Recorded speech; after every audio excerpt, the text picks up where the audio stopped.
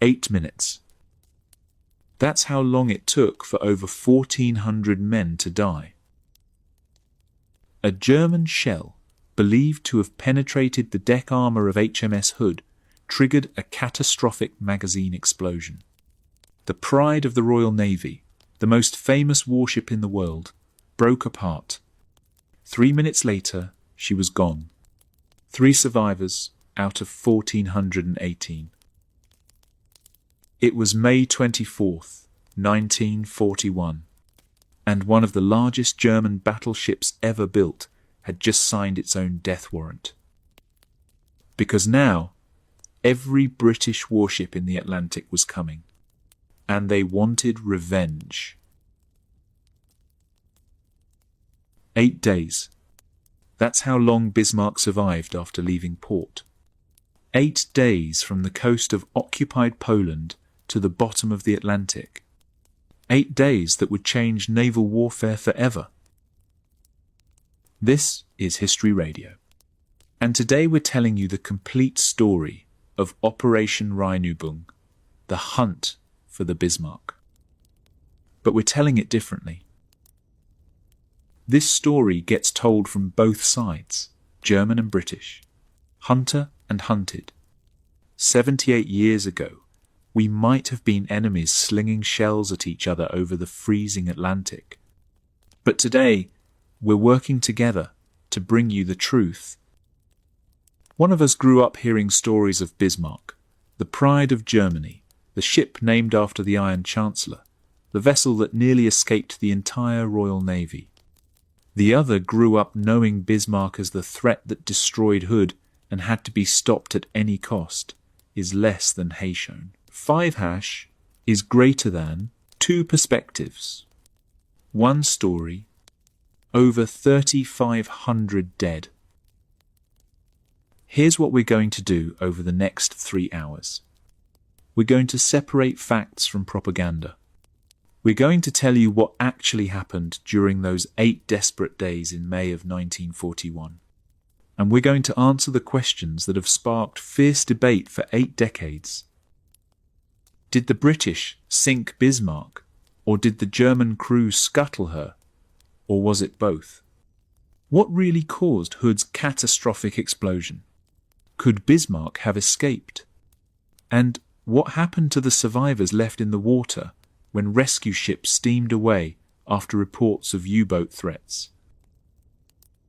This is the story of how one ship terrorized an empire, how Germany's newest battleship fought alone against dozens of British warships, how one torpedo hit from an obsolete biplane crippled her steering, and how survivors like 20-year-old Georg Herzog drifted for days in the freezing Atlantic before rescue. May 19th, 1941.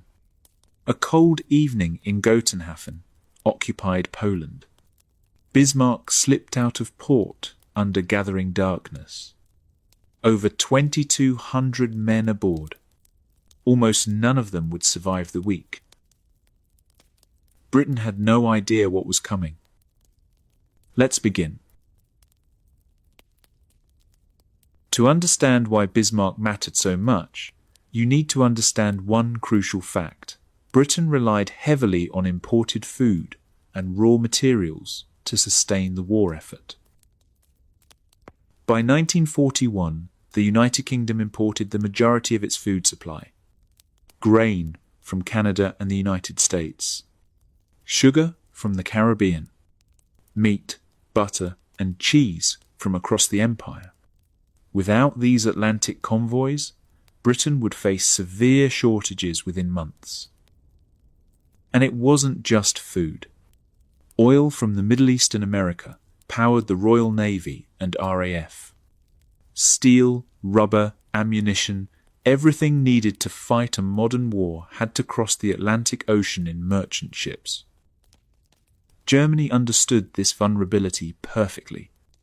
They'd exploited it during World War I. The strategy was brutally simple. Cut the supply lines, starve Britain into submission, forced them out of the war without ever invading the island itself. During the First World War, German U-boats had nearly succeeded. By early 1917, Britain was weeks away from catastrophic food shortages. Merchant ships were being sunk faster than they could be replaced. Hundreds of thousands of tons of shipping disappeared beneath the waves every month. The Royal Navy had been forced to redevelop the convoy system, grouping merchant ships together with armed escorts. It was an old tactic, used in the age of sail against privateers, but it worked in the modern era too. Losses dropped dramatically. The supplies kept flowing. Germany lost. 23 years later, Germany tried again. Admiral Karl Dönitz commanded the U-boat fleet. He'd learned lessons from the Great War. He'd actually served on U-boats during that conflict and understood both their potential and their limitations. Dönitz believed that several hundred operational submarines, he argued for roughly 300, conducting coordinated wolfpack attacks against convoys could win the Battle of the Atlantic. The mathematics were straightforward. If Germany could sink merchant ships faster than Britain, and America could build them, eventually the flow of supplies would stop. The wolfpack tactic was elegant in its simplicity. Multiple U-boats would position themselves across likely convoy routes. When one spotted a convoy, it would shadow the merchants and radio their position to headquarters. Headquarters would vector other nearby U-boats toward the target. Then, coordinated attacks from multiple directions, preferably at night when U-boats could surface, and use their superior surface speed to maneuver. It was devastatingly effective when it worked. But when war began in September 1939, Dönitz had only 57 submarines, and many of those were coastal boats, Type 2 U-boats, too small and short-range to operate effectively in the deep Atlantic where the main convoy routes ran. He needed the larger Type 7 and Type 9 U-boats, ocean-going vessels that could patrol for weeks at a time, reach the mid-Atlantic gap where Allied air cover was weakest, and carry enough torpedoes to make multiple attacks. The Kriegsmarine was building more submarines as fast as German shipyards could manage. Construction was ramping up. New boats were sliding down the ways every few weeks. But they were also losing them. British anti-submarine warfare had improved dramatically since World War I. Sonar, called ASDIC by the British, allowed escorts to detect submerged U-boats. Depth charges had become more powerful and more numerous. Escort destroyers and corvettes were being built specifically for convoy protection, equipped with radar that could detect surfaced U-boats even at night. By early 1941, the balance sheet was troubling for Germany. U-boats were sinking significant tonnage, yes, but they were also being destroyed at rates that threatened the entire strategy. Experienced crews were being lost. Replacement training took months. So the German Navy had to use other weapons, every tool available to pressure Britain's Atlantic lifeline. They deployed disguised merchant raiders, Hilfskreuzer. These were cargo ships, hiding heavy guns and torpedo tubes behind false superstructures. They'd approach unsuspecting merchant vessels flying false flags, then reveal their weapons and demand surrender. Ships like Atlantis and Penguin operated for months in remote oceans, sinking or capturing dozens of merchants before eventually being hunted down. They sent out heavy cruisers. Admiral Hipper-class ships could outrun most escorts and outgun merchant vessels. But they lacked the fuel capacity for extended operations. They'd venture out, make quick strikes, then scurry back to port before British capital ships could intercept them. And they deployed their two operational battleships, Scharnhorst and Gneisenau.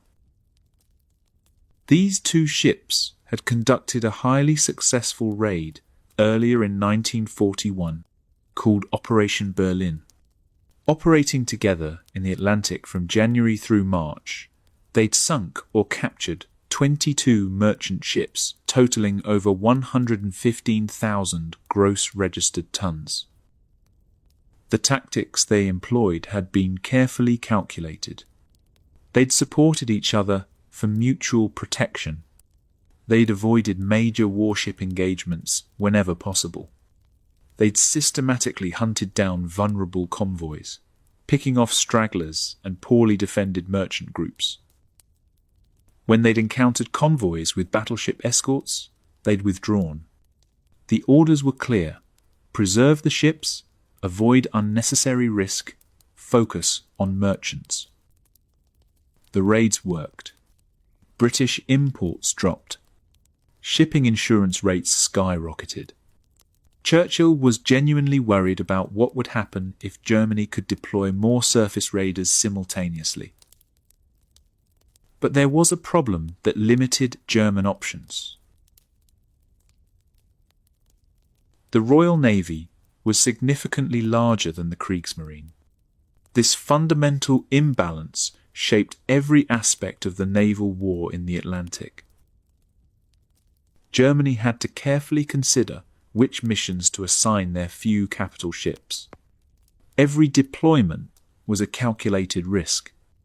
Every time a battleship left port, there was a chance it wouldn't return, and losing even one battleship would shift the already unfavourable strategic balance further against Germany.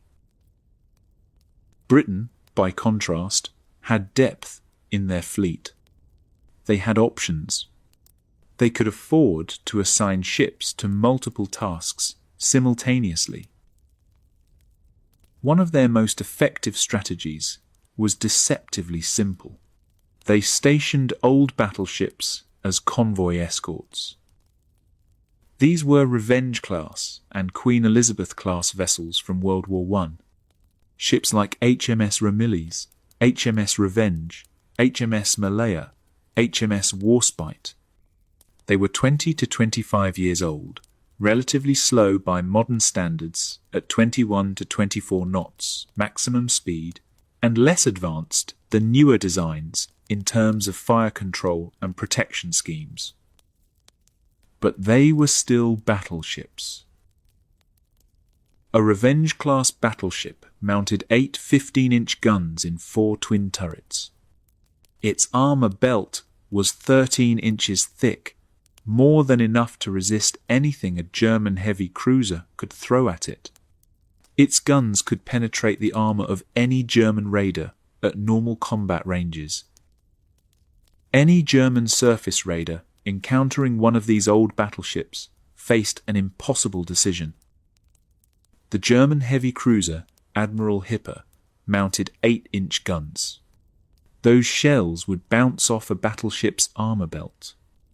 Meanwhile, a single 15-inch shell from the battleship would tear through the cruiser's lighter armour and potentially destroy the ship with one hit.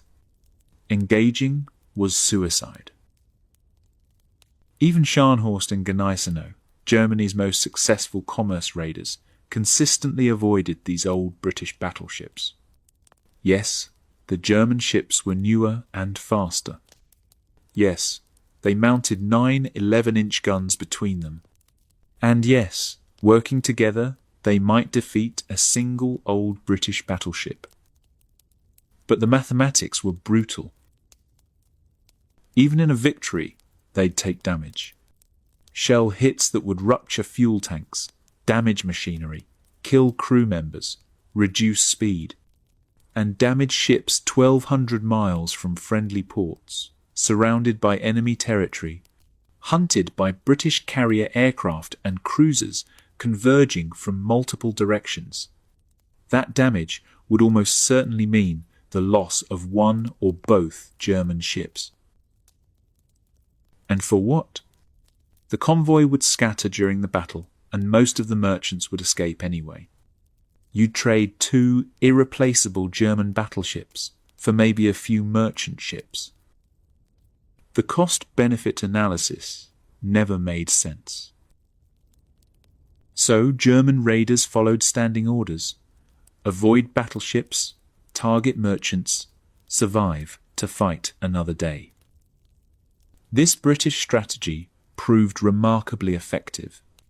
By using old battleships as convoy escorts, they created a protective umbrella that deterred German surface raiders. Meanwhile, they kept their modern battleships, King George V class, Nelson class, and modernized Queen Elizabeth class vessels, free for offensive operations. These newer ships could hunt German raiders, provide cover for Arctic convoys to Russia, or deploy to the Mediterranean and Pacific theatres.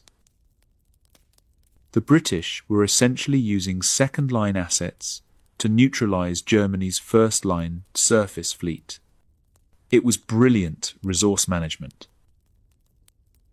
But in spring 1941, Germany finally had a card that could potentially overcome this defensive strategy. Bismarck. She was one of the most powerful warships Germany had ever built, matched only by her sister ship Tirpitz, which was still completing final construction and crew training in the Baltic. The specifications were impressive. Standard displacement over 41,000 tons. Fully loaded, she'd approach 50,000 tons. Length 251 meters, over 820 feet. Beam 36 meters at the waterline. She dwarfed the old Revenge-class battleships in every dimension. Her main armament consisted of 8 15-inch guns mounted in 4 twin turrets, 2 forward, 2 aft.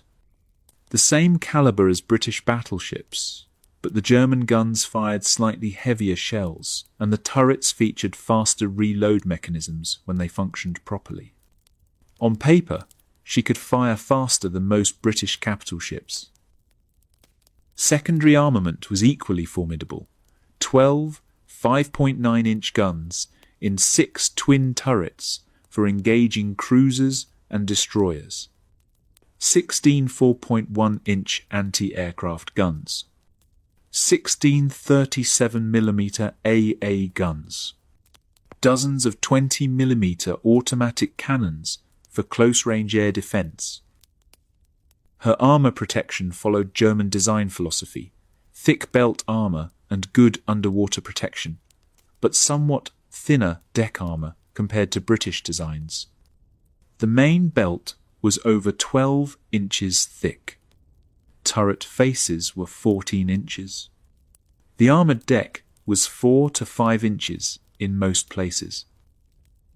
Her fire control systems represented the latest German technology: advanced optical rangefinders, mechanical computers to calculate firing solutions, and critically, radar. The Fumo 23 search radar could detect surface targets at ranges where optical sighting was still impossible, giving Bismarck a significant advantage in poor visibility or at night.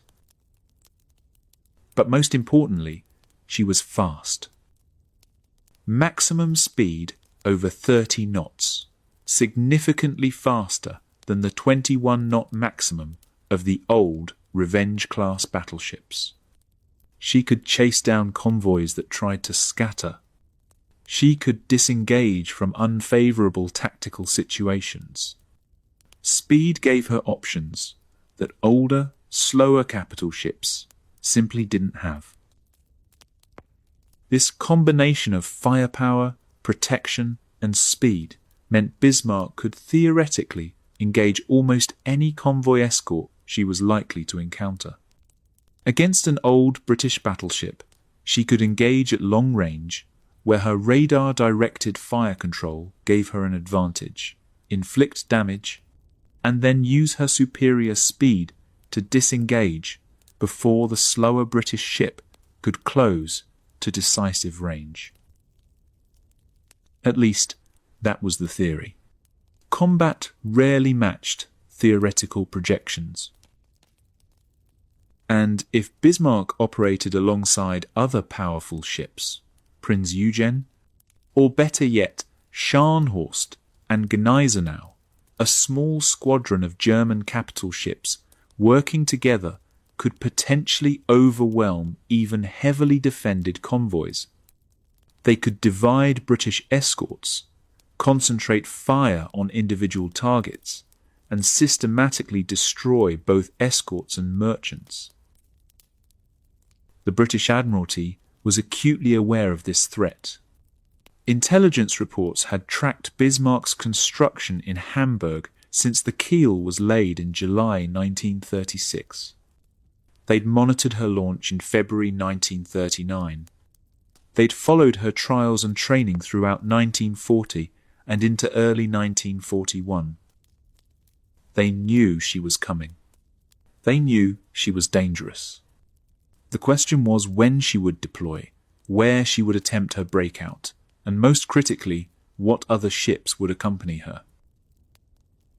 The original plan for Operation Rheinübung was ambitious, perhaps too ambitious given the realities of available forces. Ideally, Bismarck would sail in company with Scharnhorst and Gneisenau. 3 powerful warships operating together could dominate any convoy engagement. They'd also deploy 1 or 2 Admiral Hipper-class heavy cruisers, Prinz Eugen and possibly Admiral Hipper herself, to hunt down scattered merchants while the battleships tied down British escorts. This combined force could have fundamentally altered the Battle of the Atlantic, at least temporarily. Multiple powerful raiders operating together, supporting each other, overwhelming British convoy defences. The potential for catastrophic merchant losses was very real. But operational reality had a way of destroying elegant plans. British carrier aircraft had struck both Scharnhorst and Gneisenau while they were in their French anchorages. Gneisenau took a torpedo hit that caused extensive damage and flooding. Repairs would require months of dry dock work. She wouldn't be available for this operation. Scharnhorst suffered bomb damage that was less severe but still required significant repairs. She might be ready in several weeks, but not in time for the planned May departure. Bismarck's sister ship Tirpitz represented enormous potential, a second modern battleship equal in power to Bismarck herself. But she was still completing final fitting out work and crew training in Baltic waters. Rushing her into action before training was complete would be reckless. She needed at least several more months. This left only Bismarck and the heavy cruiser Prinz Eugen immediately available for Atlantic operations. Admiral Günther Lutyens would command the operation from Bismarck's bridge. He was 52 years old, an experienced naval officer who'd commanded the successful Scharnhorst-Gneisenau raid earlier that year. He understood commerce raiding. He also understood the risks. Lutyens requested a delay. His reasoning was tactically sound and strategically prudent. Wait a few more weeks, and Scharnhorst might complete repairs and could rendezvous with them at sea. Wait several months, and Tirpitz could join the operation, giving them 2 modern battleships instead of 1. The additional firepower would dramatically increase their chances of success and survival. The request was denied by Admiral Erich Raeder, Commander-in-Chief of the Kriegsmarine. Partially, this reflected political pressure. The German Navy needed to justify the enormous resources invested in building these expensive capital ships. Bismarck had been operational for months, but hadn't yet sorted on a combat mission. Questions were being asked about why Germany's newest battleships sat idle while U-boats faced increasing losses. Partially, it reflected genuine strategic concerns. British convoy defences were growing stronger each month. More escorts being commissioned, better radar equipment, increasing numbers of long-range patrol aircraft that could cover more of the Atlantic. Waiting might mean facing even more formidable defences later. So the operation would proceed in May with only 2 ships, Bismarck and Prinz Eugen. The mission objectives were clearly defined in the operational orders issued by Admiral Raeder. The exact wording was precise. The primary objective is the enemy's merchant shipping. Enemy warships will be engaged only when that objective makes it necessary and can be done without excessive risk. This was economic warfare, not naval glory-seeking. The goal was to sink merchant vessels carrying vital supplies, disrupt shipping lanes, force Britain to divert escorts and capital ships to protect convoys, weakening their deployments elsewhere, apply pressure to Britain's war economy. Sinking British warships would be satisfying from a propaganda perspective, but it wasn't the primary objective. Every ton of merchant shipping destroyed brought Germany closer to victory. Every warship engagement was a risk that might end the operation prematurely. Support infrastructure was prepared in advance, following lessons learned from previous operations. Supply ships carrying fuel, ammunition, food, and spare parts were dispatched to predetermined rendezvous points scattered across the Atlantic. Tankers and supply vessels would allow Bismarck to refuel at sea and extend her operational range far beyond what her internal bunkers alone permitted. The plan called for the task force to break out into the Atlantic through one of 2 routes. The Denmark Strait between Iceland and Greenland offered a narrow passage about 30 miles wide between ice floes and minefields. Difficult navigation, but easier to evade detection in poor weather. The alternate route between Iceland and the Faroe Islands was wider and less restricted, but more heavily patrolled by British cruisers and aircraft. Once past British surveillance and into open Atlantic waters, they'd operate flexibly. Hunt convoys. Engage escorts they could defeat. Avoid superior forces. The goal was sustained pressure over weeks or potentially months, not a single decisive battle. It was a reasonable plan. Given the constraints and available forces, it might have worked. On the evening of May 19th, 1941, Bismarck and Prinz Eugen slipped out of Gotenhafen harbour under cover of gathering darkness. Bismarck's normal complement was around 2,065 officers and men, but for Operation Rheinübung she carried significantly more, over 2,200 people aboard. The extras included Admiral Lütjens and his fleet staff, additional officers and specialists needed for squadron-level command and coordination, prize crews, sailors who would board and sail captured merchant vessels back to German ports, war correspondents from German propaganda ministries, there to document the operation for newsreels and newspapers, several naval cadets gaining operational experience, and various technical specialists for the radar and advanced fire control systems. Many of the crew were young men, some barely out of their teens. The youngest were 17 or 18 years old. Many had never been in combat before. They'd trained extensively, gunnery drills, damage control exercises, endless practice at their stations. But training and combat were very different things. The mood aboard was confident, almost optimistic. Bismarck represented the cutting edge of German naval technology and power. She was the largest, newest, most powerful warship in the Kriegsmarine. Her crew believed in the ship, believed in their training, believed they could accomplish the mission and return home to parades and celebrations. They had no idea that in 8 days, almost all of them would be dead. Britain had no idea what was coming, but they were about to find out.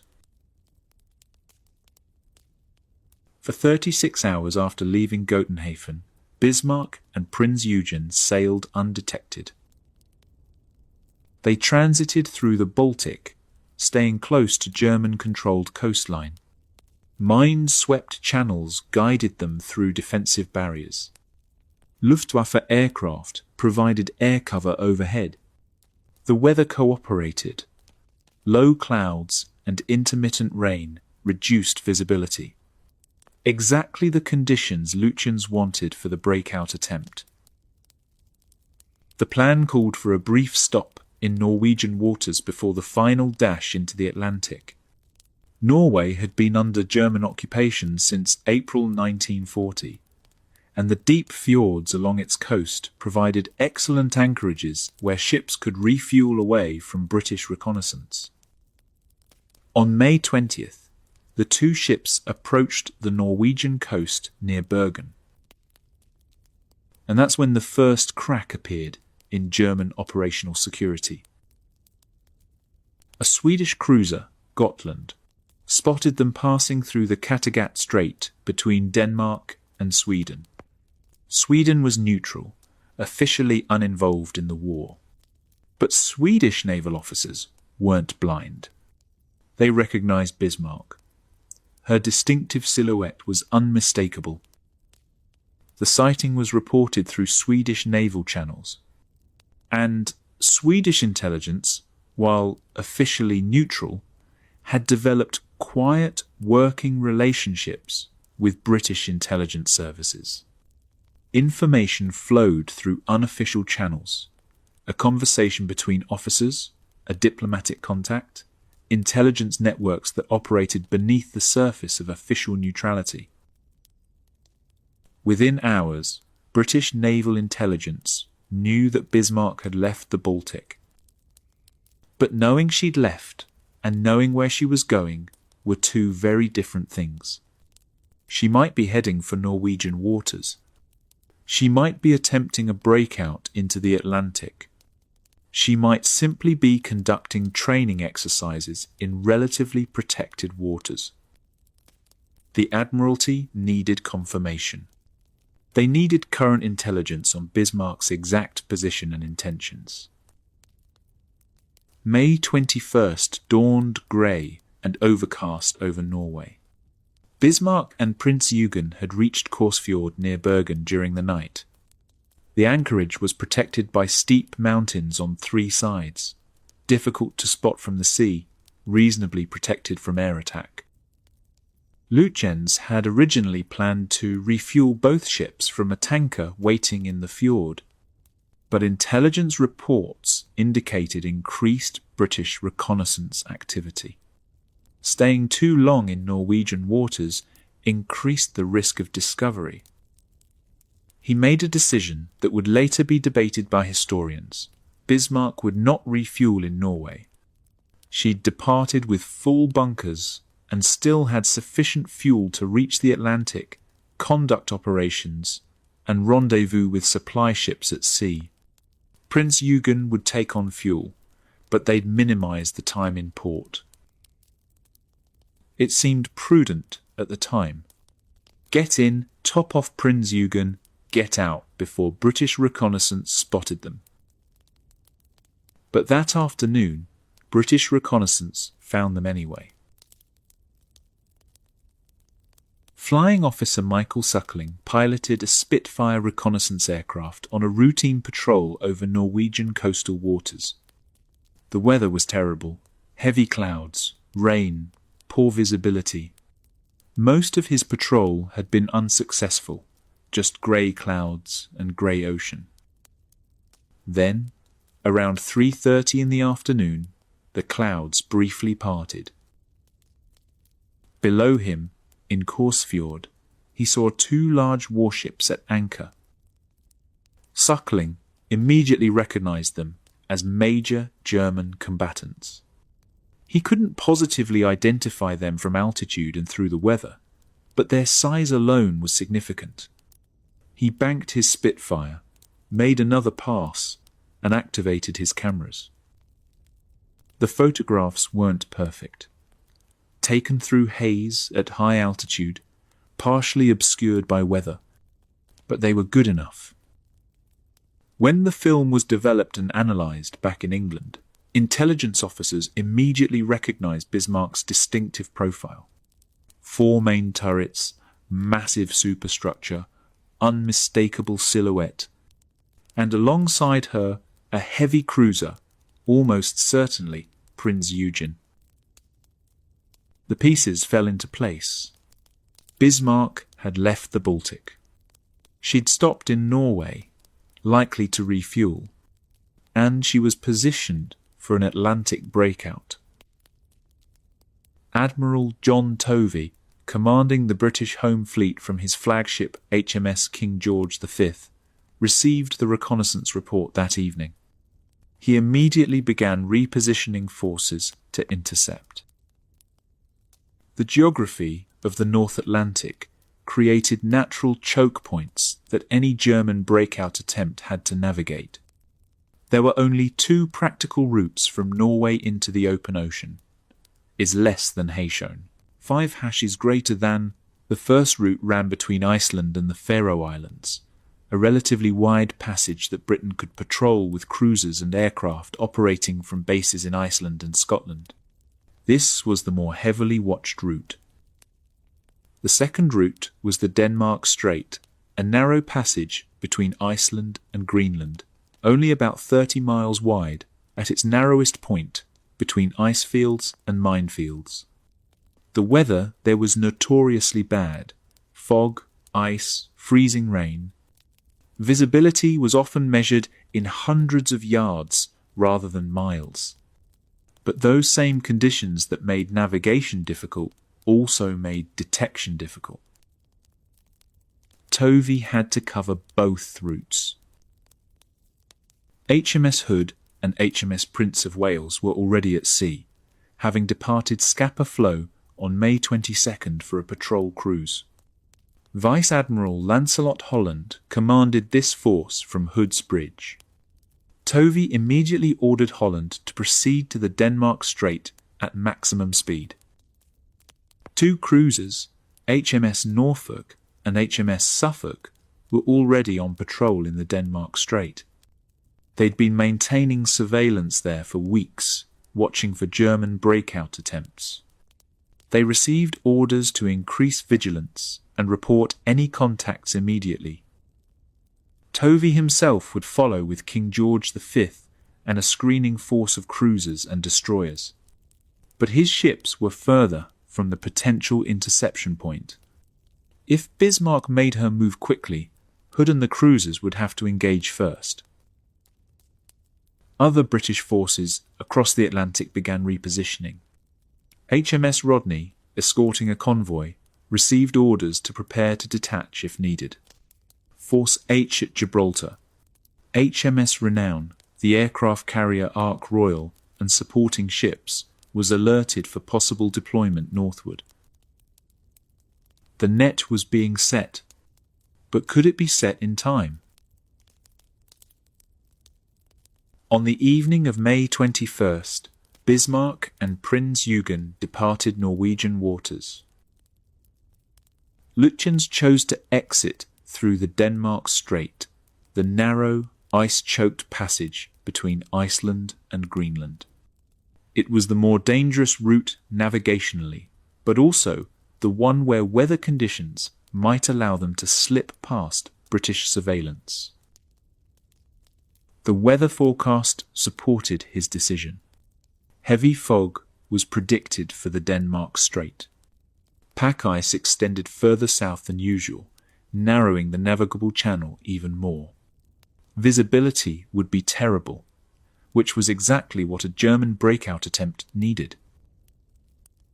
For the next 36 hours, the two ships steamed north along the Norwegian coast, then northwest into the Arctic waters between Norway and Iceland.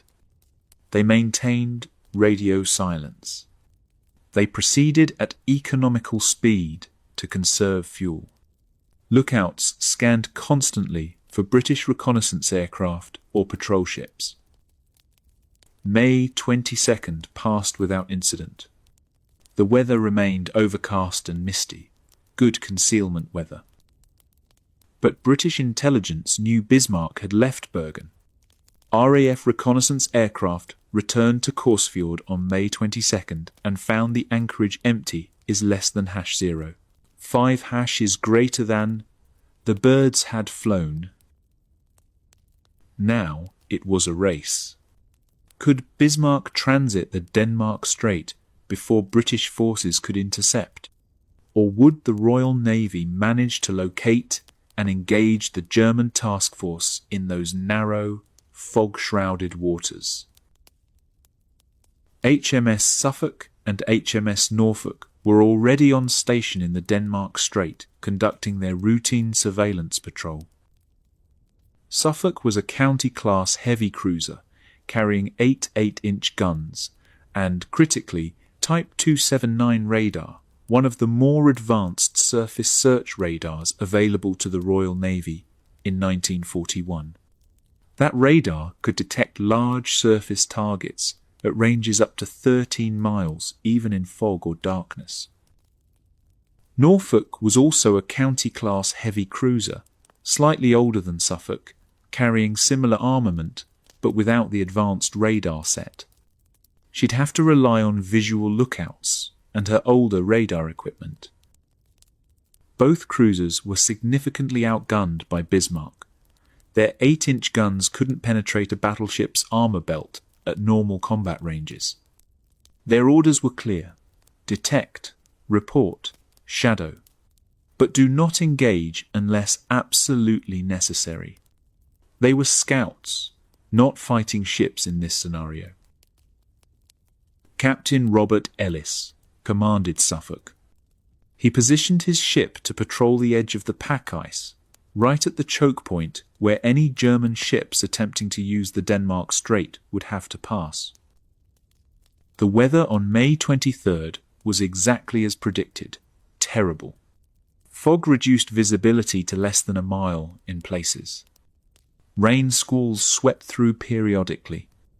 The temperature hovered just above freezing. Ice floes dotted the water, forcing careful navigation. Perfect conditions for a German breakout attempt. Perfect conditions for Bismarck to slip past undetected.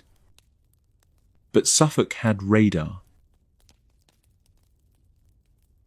At 7:22 in the evening, on May 23rd, Suffolk's Type 279 radar detected large surface contacts at a range of approximately 14 nautical miles. The radar operator called the bridge immediately. Captain Ellis studied the radar display. 2 large contacts moving southwest through the Denmark Strait at high speed. Ellis turned Suffolk toward the contacts to close range for visual identification, but he kept his ship near the edge of the fog bank in case a quick retreat became necessary. At approximately 7:30, the fog thinned just enough for Suffolk's lookouts to make visual contact. 2 ships, one absolutely massive, a battleship, and from her distinctive silhouette, certainly Bismarck. The other, a heavy cruiser, Prinz Eugen. They were exactly where British intelligence had predicted they'd be, attempting exactly the breakout that Tovey had anticipated. Ellis immediately ordered Suffolk to fall back into the fog while his radio operators began transmitting contact reports. The range was about 7 miles now, close enough to observe, too close for comfort, if Bismarck decided to engage.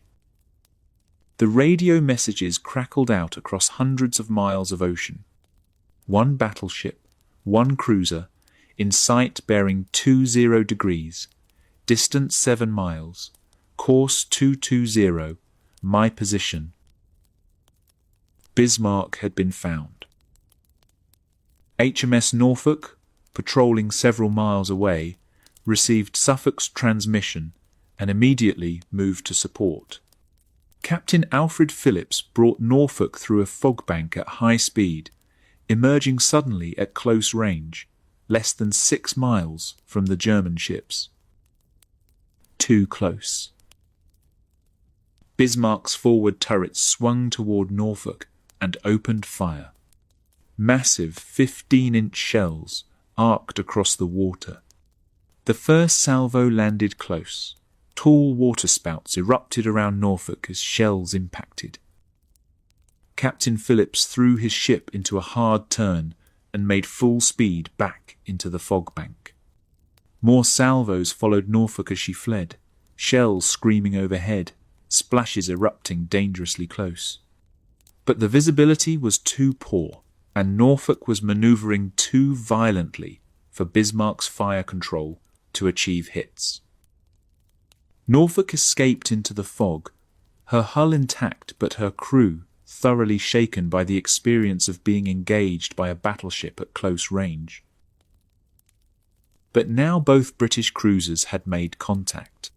They settled into a pattern, following Bismarck from maximum radar range, staying in or near fog banks, transmitting regular position reports to guide other British forces toward the target. The shadowing had begun, and elsewhere in the North Atlantic, heavy guns were being loaded and battleships were altering course at maximum speed toward an intercept point. Vice Admiral Lancelot Holland received Suffolk's contact report aboard HMS Hood at approximately 7:45 on the evening of May 23rd. Hood and Prince of Wales were roughly 300 miles southeast of the reported German position. At maximum speed, 28 knots for Hood, 29 for Prince of Wales, they could intercept Bismarck sometime early the following morning if the German ships maintained their current course and speed. Holland immediately ordered both ships to action stations and increased speed to 28 knots. The race was on. HMS Hood was the pride of the Royal Navy and arguably the most famous warship in the world. At 42,000 tons, she was officially classified as a battle cruiser. Faster than a battleship, but more lightly armoured. She'd been laid down during World War I and commissioned in 1920, making her over 20 years old by this point. But she was still an imposing vessel. 8 15-inch guns in 4 twin turrets. Sleek, elegant lines that made her instantly recognizable. A top speed of 32 knots when she was new, though age and the weight of additional equipment had reduced that somewhat. The British public loved Hood.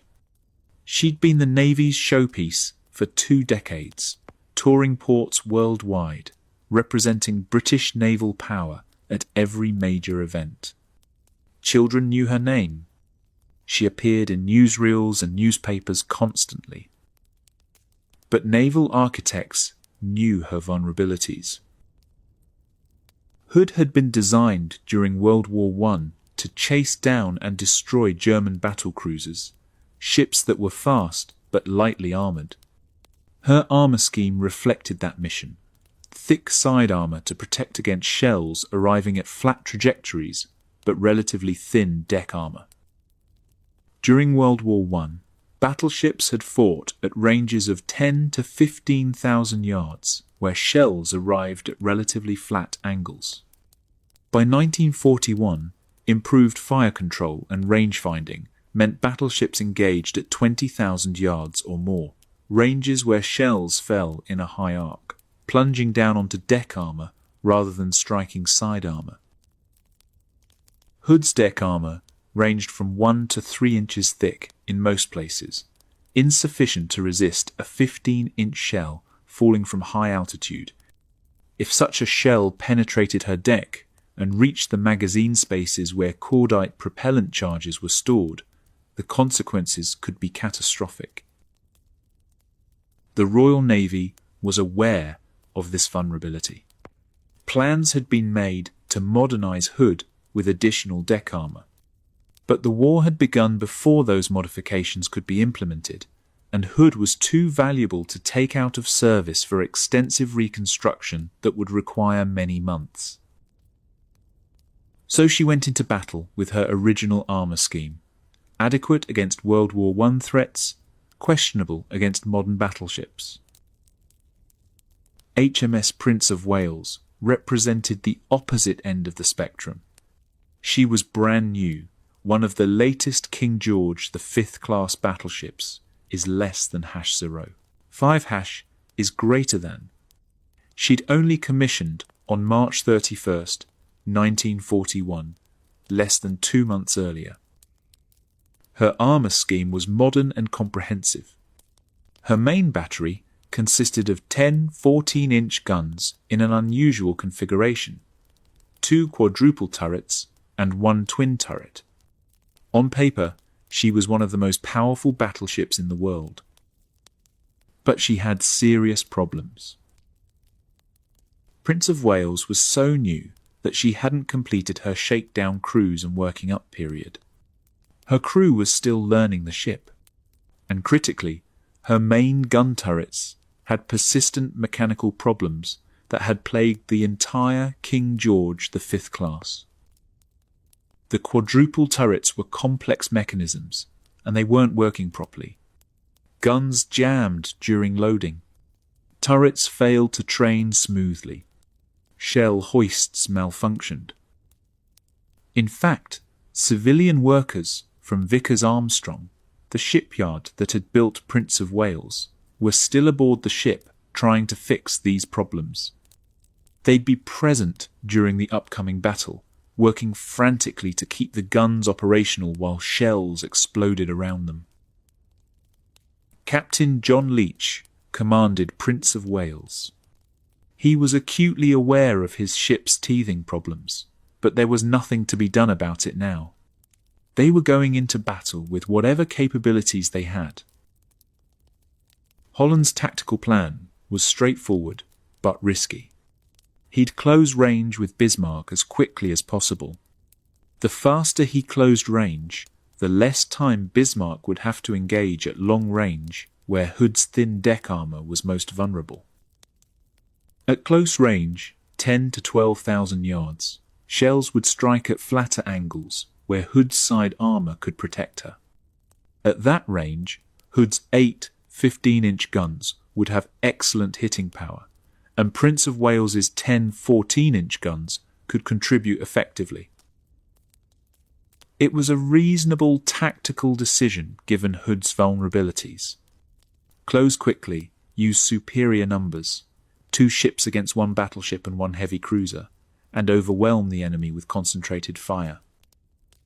But there was a flaw in the plan that Holland either didn't recognise or couldn't avoid. To close range quickly, Hood would have to approach nearly bow on to Bismarck. This angle would limit how many of Hood's guns could fire. Only the forward turrets would bear on the target. The rear turrets couldn't engage until Hood turned to bring them into action, and turning would slow the closing rate. It was a tactical dilemma with no perfect solution. Every choice involved risk.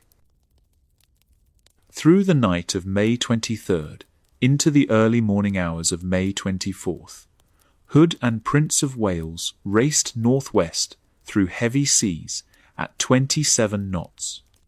Suffolk and Norfolk maintained contact with Bismarck, transmitting regular position updates that allowed Holland to calculate an intercept course. The geometry was working out. If everyone maintained course and speed, the British and German forces would meet at approximately 05:30 hours on May 24th. In the cold dawn of the Denmark Strait, where over 1,400 men would die in 8 minutes. May 24th, 1941, 5:35 in the morning.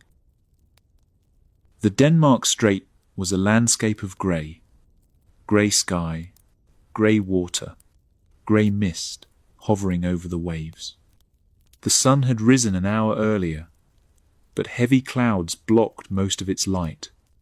Visibility was perhaps 14 miles in the clearer patches, dropping to a few thousand yards where fog banks drifted across the water. Temperature barely above freezing, a bitter wind from the northwest carrying the smell of pack ice.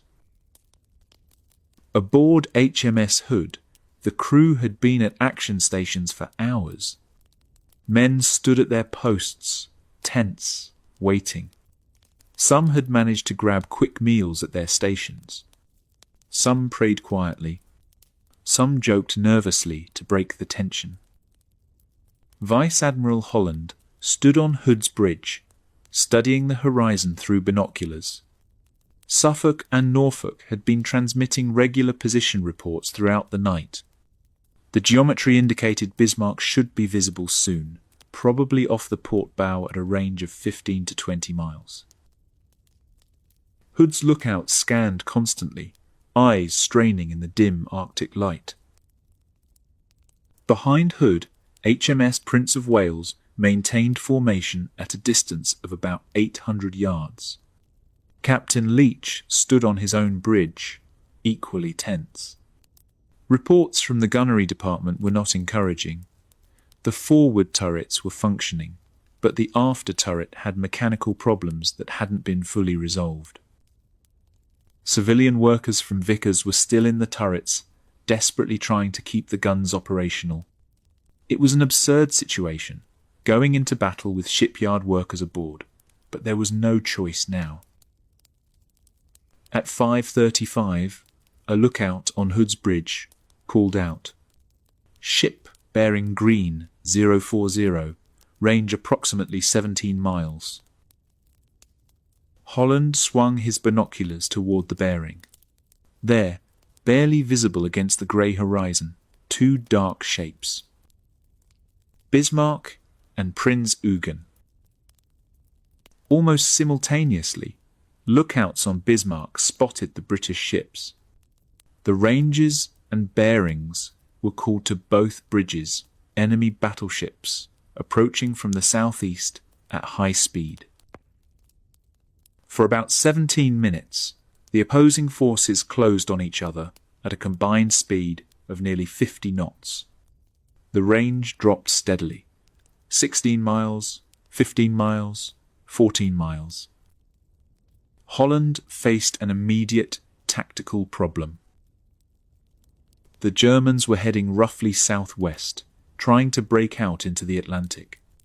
Hood and Prince of Wales were approaching from the southeast, angling to intercept. The geometry meant that as Hood closed range, she was approaching nearly bow on to the German ships. This angle severely limited which guns could engage. Only Hood's forward 2 turrets, 4 guns, could bear on the target. The after turrets were masked by the ship's superstructure and couldn't fire without Hood turning to bring them to bear. But turning would slow the closing rate and give Bismarck more time to fire at long range. Exactly what Holland wanted to avoid, given Hood's thin deck armour. It was the same tactical dilemma he'd contemplated the night before. Close quickly with limited firepower, or turn to unmask all guns but accept longer exposure to plunging fire. Holland chose to close quickly. There was another problem developing, though Holland may not have fully recognised it in the tension of the moment. The 2 German ships were sailing in line ahead, Prinz Eugen leading, Bismarck following, about 700 yards behind. From Hood's perspective, the leading ship appeared larger and more significant. In the poor visibility and at long range, the silhouettes were similar enough that positive identification was difficult. Holland initially believed the leading ship was Bismarck. He ordered both Hood and Prince of Wales to concentrate fire on the leading ship, what he thought was the primary threat, the battleship. In fact, the leading ship was Prinz Eugen, the heavy cruiser. Bismarck was the trailing ship. This misidentification would waste precious minutes of firing at the beginning of the engagement. Aboard Bismarck, Admiral Lütjens and Captain Lindemann watched the British ships approach. There was some discussion about what to do. Lütjens's orders were clear: avoid unnecessary combat, focus on merchant shipping. The logical move would be to turn away, use Bismarck's superior speed to open range, and try to lose the British ships in the fog and ice fields. But that would mean turning back toward Norway, abandoning the breakout attempt. They'd have to return to port, wait for another opportunity, risk being bombed in harbour again. And there were only 2 British ships approaching, a battleship and what appeared to be a King George, the 5th class battleship. Bismarck and Prinz Eugen together should be able to handle 2 opponents, especially if they could damage one severely in the opening salvos. The decision was made. They'd fight their way through. At 5:52 a.m., at a range of approximately 26,500 yards, just over 13 nautical miles, HMS Hood opened fire. Her forward turrets erupted in flame and smoke. 4 15-inch shells screamed across the water toward what Holland believed was Bismarck, but was actually Prinz Eugen. Seconds later, Prince of Wales opened fire as well, also targeting the leading German ship. The shells took nearly 30 seconds to reach their target at that range. Tall waterspouts erupted around Prinz Eugen as the British shells impacted, close but no hits on the first salvo. Aboard the German ships, officers quickly realized the British had misidentified their targets. Admiral Lütjens ordered both ships to return fire immediately. At 5:53, Prinz Eugen's 8-inch guns opened fire on Hood. At 5:55, Bismarck's massive 15-inch guns joined the battle, her forward turrets, Anton and Bruno, sending 4 shells toward Hood at a range of about 25,000 yards. Now the British officers realized their mistake. The second ship, the trailing ship, was firing 15-inch guns. That was Bismarck. Orders went out to shift fire to the correct target. But precious time had been wasted, and now all 4 ships were engaging in a deadly gunnery duel at long range. The mathematics of naval gunnery were complex and unforgiving. At ranges over 20,000 yards, even the best fire control systems needed several salvos to find the range and establish a firing solution.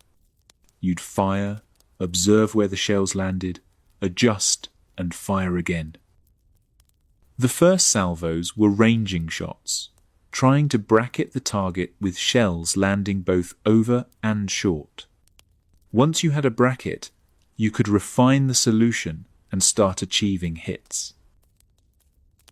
Bismarck's gunnery was excellent. Her advanced fire control systems and radar-assisted ranging gave her an edge, especially in the poor visibility of the Denmark Strait. Her second salvo straddled Hood, some shells falling short, some landing beyond, meaning the range was nearly perfect. The third salvo was even closer. And then Bismarck's gunners found their target. At approximately 5:56 a.m., one of Bismarck's 15-inch shells struck HMS Hood. The hit was near the base of Hood's main mast, in the area of the boat deck. The shell penetrated, exploded, and started a fierce fire. Flames erupted amidships, and a large column of smoke began pouring from the area. On Hood's bridge, officers saw the hit, but didn't initially recognize how serious it was. Ships got hit in battle. Fires happened. Damage control parties would handle it. Hood continued firing, her forward turrets sending salvo after salvo toward Bismarck. The range was still closing, now about 22,000 yards. Vice Admiral Holland finally gave the order he'd been holding, turn to port, to unmask the after turrets. Hood began her turn, bringing her full 8-gun broadside to bear on Bismarck. It was 5:59 a.m. Behind Hood, aboard Prince of Wales, officers and lookouts watched the battle developing. They'd seen the hit on Hood but assumed she was handling it. Prince of Wales was firing steadily despite ongoing problems with her turrets, guns jamming, hoists malfunctioning, civilian workers frantically trying repairs while the ship manoeuvred and shells exploded in the water nearby. Then, at approximately 6:00, 8 minutes after Hood had opened fire, everything changed. A salvo from Bismarck fell around Hood. This was probably her 5th or 6th salvo of the engagement. At least one shell, possibly 2, struck Hood from a high angle, plunging down onto her lightly armoured deck. The shell penetrated the deck armour. It travelled down through the ship, and it reached the aft magazine spaces where 4-inch ammunition and cordite propellant charges were stored. The explosion was catastrophic. A massive orange-red fireball erupted from Hood's midsection, shooting hundreds of feet into the air, is less than #0. 5# is greater than. The blast was so powerful that it blew the roof off one of the turrets, sending tons of armour plate tumbling through the air. The explosion tore through multiple decks, obliterating compartments, killing everyone in the affected areas instantly. The structural strength of Hood's hull was destroyed in that single moment. The ship broke in half. The stern section immediately began to sink, dragging the rest of the ship down with it. Hood's bow rose into the air as the stern went under, a horrifying sight, the massive battlecruiser tilting at an impossible angle. Men trapped inside the sinking sections never had a chance. The compartments flooded in seconds. Most of the crew died instantly in the explosion, or were trapped below decks as the ship went down. On the upper decks, men were thrown into the water as the ship broke apart. Most were pulled under by the suction as Hood sank. The water temperature was barely above freezing. Survival time measured in minutes, even if you reached the surface. From Hood's complement of 1,418 officers and men, only 3 survived. Ordinary seaman Ted Briggs, 18 years old, had been on the bridge when the explosion occurred. The blast threw him off his feet. As the ship tilted and began to sink, he found himself underwater, trapped in a flooded compartment. He struggled toward what he thought was the surface, managed to find an opening, and burst through to the air. Midshipman William Dundas was in the spotting top high on the mainmast when Hood exploded. As the ship sank, he rowed the mast down into the water, then somehow managed to free himself and swim clear before the suction pulled him under. Able seaman Bob Tilburn was also blown clear by the initial explosion. He surfaced to find himself surrounded by debris and oil, swimming frantically to get away from the sinking ship. All three men found themselves in the freezing water, surrounded by wreckage, watching the stern of Hood disappear beneath the waves. From the initial explosion to Hood completely disappearing beneath the surface took approximately 3 minutes. Vice Admiral Holland did not survive. Captain Ralph Kerr, Hood's commanding officer, did not survive. 1,415 men died in those 3 minutes. Most never even reached the water, killed instantly by the explosion or trapped inside the rapidly sinking hull. The silence after Hood disappeared was profound and terrible. Aboard Prince of Wales, following 800 yards behind Hood, officers and crew watched in stunned horror. One moment, Hood had been there, turning, firing, a massive warship in full action. The next moment, a huge explosion and fireball. Then Hood was breaking apart, the bow rising, the stern already under water. Then nothing but debris and oil spreading across the surface. Captain Leach on Prince of Wales Bridge struggled to process what he'd just witnessed. The most famous ship in the Royal Navy had been destroyed in seconds. The Vice Admiral commanding the squadron was dead. Over 1,400 men were gone. And now Prince of Wales was alone, facing Bismarck and Prince Eugen. Leach had no time to mourn or contemplate the disaster. Both German ships immediately shifted their fire to Prince of Wales. Shells began falling around the British battleship, walking closer with each salvo as the German gunners refined their aim. Prince of Wales altered course slightly to avoid the debris field where Hood had gone down. The ship literally had to steer around the wreckage of the flagship, broken pieces of hull, shattered lifeboats, debris, bodies, the 3 survivors swimming desperately in the oil-covered water. There was no time to stop for rescue. The battle was still raging, and stopping would make Prince of Wales a stationary target for Bismarck's guns. The 3 survivors watched Prince of Wales steam past, the battleship's massive hull sliding by, perhaps 100 yards away. Then she was gone, leaving them alone in the freezing water. They were picked up several hours later by a destroyer that returned to search for survivors. By that time, hypothermia and shock had nearly killed them as well. They were the only 3 men to survive from Hood's entire crew. The debate about what caused Hood's explosion began almost immediately and continues to this day. 2 British boards of inquiry investigated the loss. The first inquiry concluded quickly, too quickly, analysing incomplete evidence, that a 15-inch shell from Bismarck had penetrated Hood's deck armour and detonated in the aft magazines, causing a catastrophic explosion that broke the ship's back. A second, more thorough inquiry was convened months later. This board examined survivor testimony, analysed what little physical evidence existed, and studied Hood's armour scheme in detail.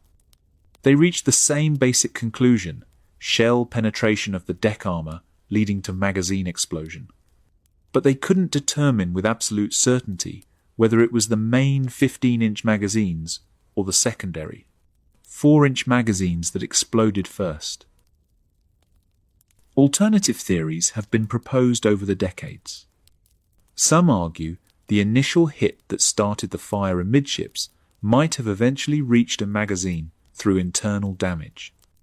Some suggest multiple shells hit simultaneously, overwhelming damage control. Some point to potential flaws in cordite handling or magazine protection that might have made Hood more vulnerable than she should have been. The wreck of Hood was discovered in 2001, resting on the ocean floor at a depth of over 9,000 feet. Analysis of the wreckage confirmed that she had indeed broken in half, and that the explosion had been in the after section of the ship. But the exact sequence of events, which magazine exploded first, whether it was one shell or multiple hits, remains uncertain. What is certain is that Hood's thin deck armor could not protect her against modern battleship shells falling at steep angles from long range. The vulnerability that naval architects had identified years earlier had proven catastrophic when put to the test in actual combat. And 1,418 men had paid the price for that design flaw. Captain Leach now faced an impossible tactical situation. His ship was brand new and not fully worked up. Her main gun turrets were malfunctioning repeatedly. Civilian workers were running around on deck trying to fix mechanical problems while the ship was under fire. The vice admiral who should have been giving orders was dead. The flagship had just been destroyed in front of him, and he was alone against a German battleship and a heavy cruiser, both undamaged and shooting accurately. The range was now about 18,000 yards, close enough that hits were becoming more frequent on both sides. Prince of Wales's forward turrets were still firing, though one gun in the forward quadruple turret had jammed and couldn't be cleared. The after quadruple turret had multiple mechanical failures. At any given moment, only one or two guns in that turret were operational. Despite these problems, Prince of Wales was hitting back.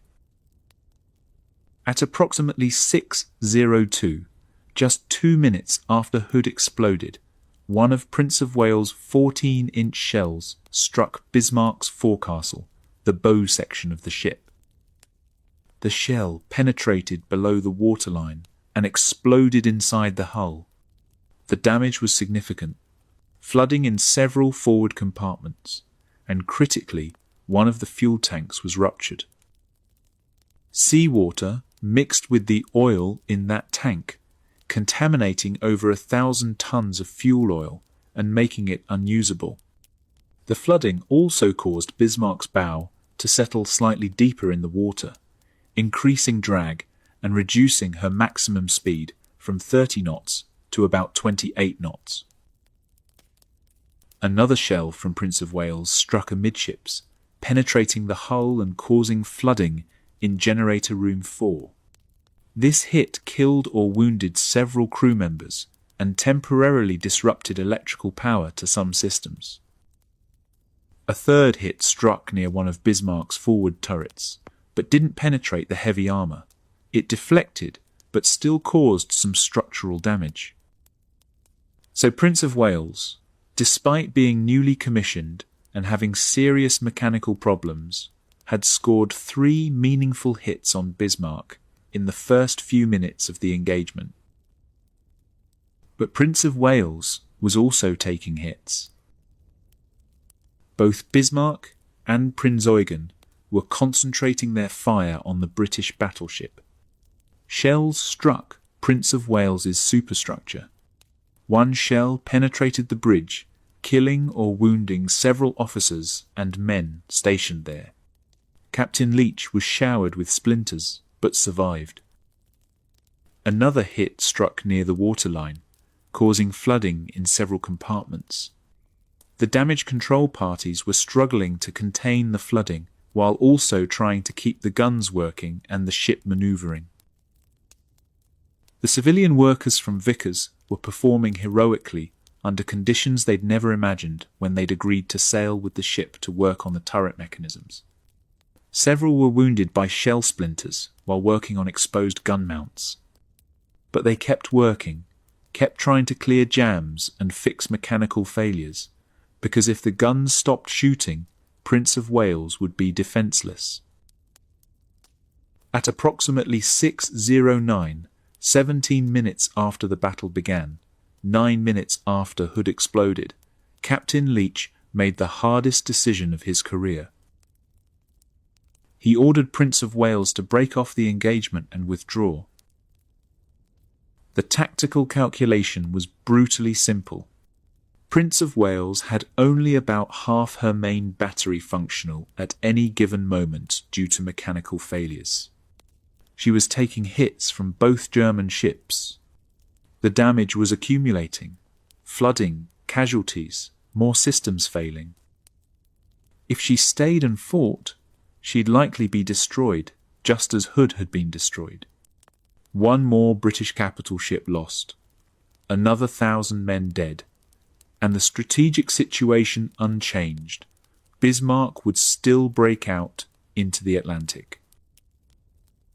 But if Prince of Wales withdrew now, while she was still mobile, still combat capable despite the damage, she could shadow Bismarck from a distance and guide other British forces to the target. The cruisers Norfolk and Suffolk were still out there maintaining radar contact.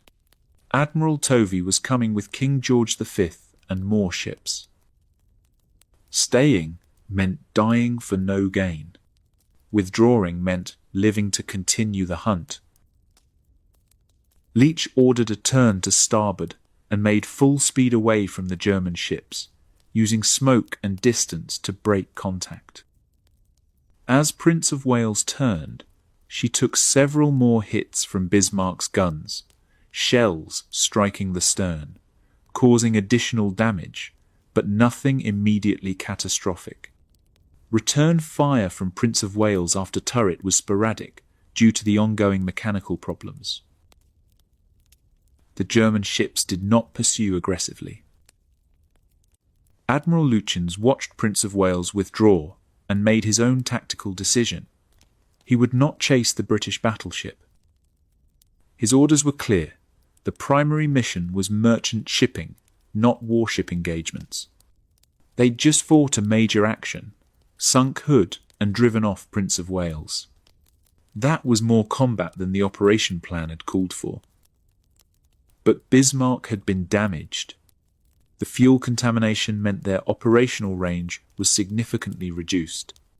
The bow damage was causing flooding that couldn't be fully contained, and the increased drag meant slower speed and higher fuel consumption. The casualties and damage in the forward sections needed attention, and crucially, the cruisers Norfolk and Suffolk were still shadowing them, still reporting their position. More British ships would be converging.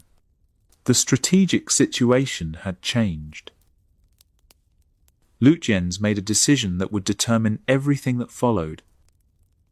They would not continue into the Atlantic to hunt convoys. The fuel situation made that impossible now.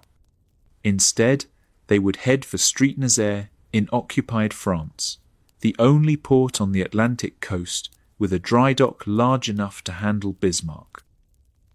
Once there, they could repair the damage, refuel completely, and potentially try the operation again later, perhaps with Scharnhorst or Tirpitz joining them. It was a reasonable decision given the circumstances. But it meant Bismarck was now running for port 1,200 miles away, with the entire Royal Navy hunting her. Prince of Wales withdrew to the northeast, eventually rejoining Norfolk and Suffolk.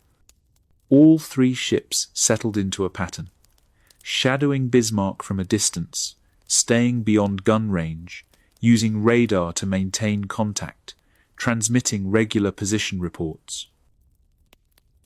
The Battle of the Denmark Strait was over. It had lasted 17 minutes. Hood had been in action for 8 minutes before she exploded.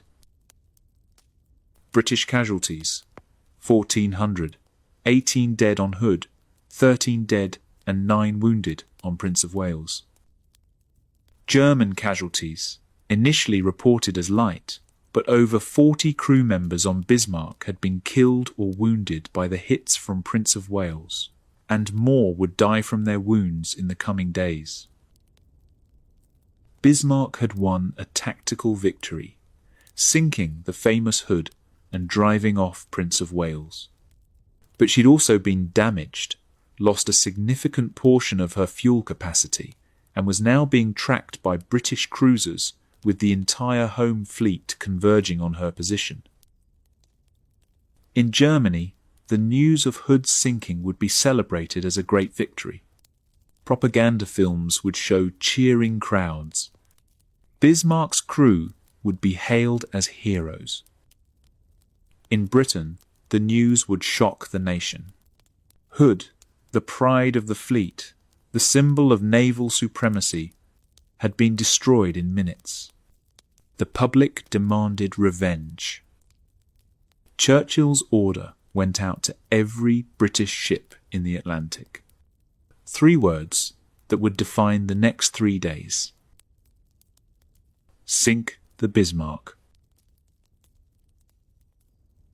Aboard Bismarck, damage control parties were working frantically to assess and contain the damage from Prince of Wales's hits. The forward hit had been the most serious. The 14-inch shell had penetrated below the waterline in the forecastle and exploded inside the hull. 2 compartments in the bow were completely flooded. A third was partially flooded and couldn't be sealed effectively. The flooding itself was concerning but manageable. The compartmentalization of German battleship design meant the water was contained to the bow sections. The ship wasn't in danger of sinking from this damage. But there were 2 critical consequences that couldn't be easily fixed. First, the flooding caused Bismarck's bow to settle deeper in the water, down by the head, as sailors called it. This changed the ship's trim and increased hydrodynamic drag as she moved through the water. Maximum speed dropped from over 30 knots to approximately 28 knots. And at 28 knots, fuel consumption increased significantly compared to the more efficient cruising speeds. Second, and more critically, one of the forward fuel tanks had been ruptured by the shell explosion. Seawater had mixed with the fuel oil in that tank, contaminating over 1,000 tons of oil and rendering it completely unusable. You couldn't pump contaminated fuel to the boilers. The salt water would damage the machinery and potentially cause fires or explosions. Bismarck's chief engineering officer reported the situation to Captain Lindemann and Admiral Lütjens. The numbers were stark.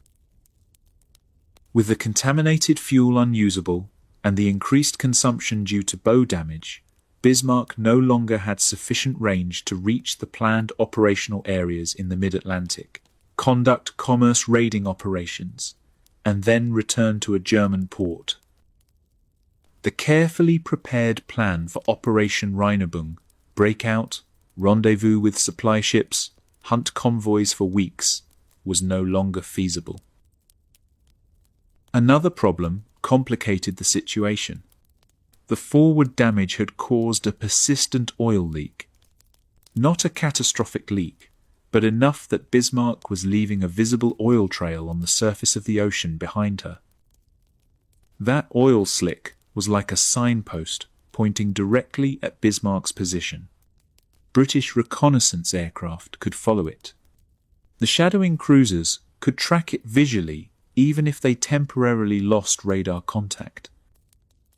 Admiral Lütjens faced a decision that would determine the fate of the ship and everyone aboard. The original mission was no longer possible. They couldn't reach the convoy routes with their current fuel state.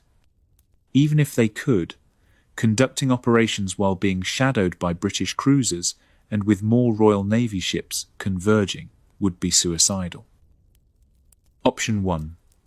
Return to Germany through the Denmark Strait. This meant reversing course, fighting back through the narrow passage where British forces were now concentrated, then running the gauntlet of the North Sea where RAF bombers and more British warships would be waiting. The route was shorter in nautical miles, but far more dangerous tactically. Option 2. Head for occupied France. Street Nazaire, on the French Atlantic coast, had a dry dock large enough to accommodate Bismarck, the only such facility available outside Germany. The port was defended, covered by Luftwaffe aircraft operating from French bases, and had the support infrastructure needed for major repairs. The distance was approximately 1,200 nautical miles from their current position. At economical speeds, accounting for the fuel they had left and the increased consumption due to damage, they could just barely make it. Once in Street Nazaire, they could repair the damage, fully refuel, and potentially resume operations, perhaps waiting for Scharnhorst or Tirpitz to join them for a more powerful combined operation. Option 3. Abandon the battleship, scuttle her in deep water, and evacuate the crew to submarines or surface ships. This was the most cautious option tactically. Deny the British a victory, preserve the highly trained crew for future operations. But it meant losing Germany's newest and most powerful battleship without having accomplished the mission. The political and propaganda consequences would be severe. Lutyens chose option 2, head for Street Nazaire. It was a calculated gamble. They'd have to shake off the shadowing cruisers, evade the British forces converging from multiple directions, and cover 1,200 miles of ocean while being hunted. But if they could reach France, the ship could be saved, and the mission could potentially be attempted again later with better support. The course was set roughly southeast toward the French coast. But Lutyens made another decision that would prove more controversial. He ordered Prince Eugen to detach from Bismarck and continue the original mission independently. The heavy cruiser was undamaged from the battle. She had full fuel capacity. She could still hunt convoys in the Atlantic, fulfilling at least part of the operation's objectives. And splitting up would divide British attention. Some forces would have to pursue Prince Eugen, while others focused on Bismarck. At approximately 6:00 in the evening on May 24th, about 12 hours after the Battle of the Denmark Strait, Prince Eugen turned away from Bismarck and headed south into the Atlantic. The heavy cruiser would successfully evade British forces, conduct limited operations in the Atlantic, and eventually reach the port of Brest in France on June 1st. Her breakout would be considered a tactical success, though she'd accomplish relatively little in terms of sinking merchant tonnage. But Bismarck was now alone, a wounded ship being tracked by British cruisers, with the entire Royal Navy converging on her position. 1,200 miles from safety. And the British were coming. News of Hood's destruction reached the Admiralty in London by mid-morning on May 24th. The reaction was shock, disbelief, and then cold fury. Hood wasn't just a warship, she was a symbol of British naval supremacy.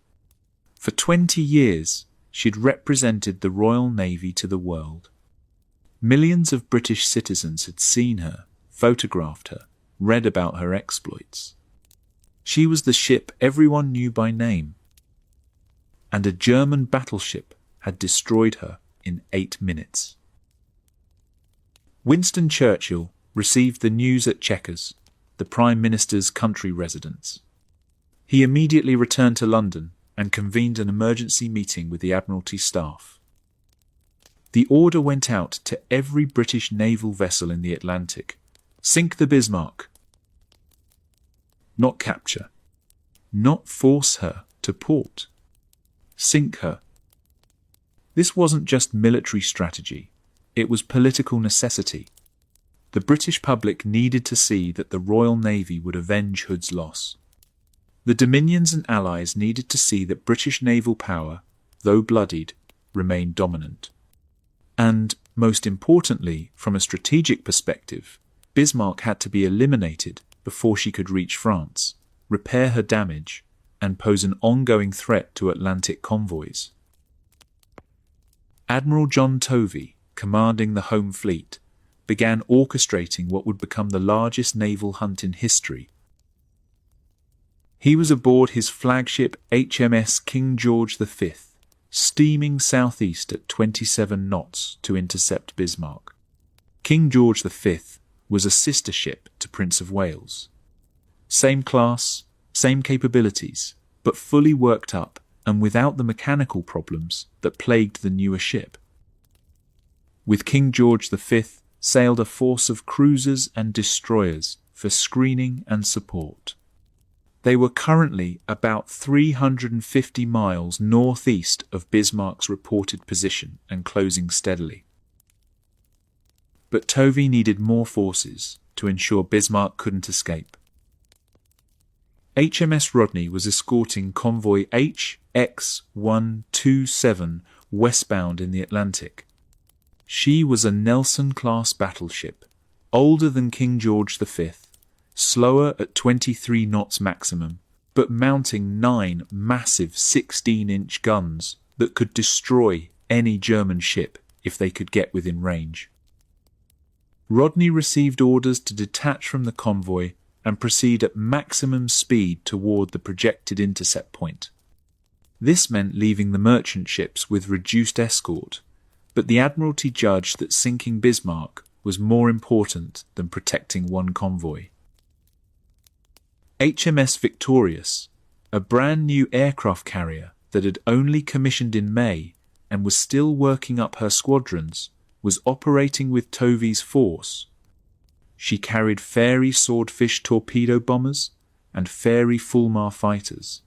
Not many aircraft, as she was still embarking full air groups, but enough for a strike against Bismarck. Far to the south, Force H at Gibraltar received urgent orders to sortie northward at maximum speed. Force H consisted of the battlecruiser HMS Renown, the aircraft carrier HMS Ark Royal, the cruiser HMS Sheffield, and screening destroyers.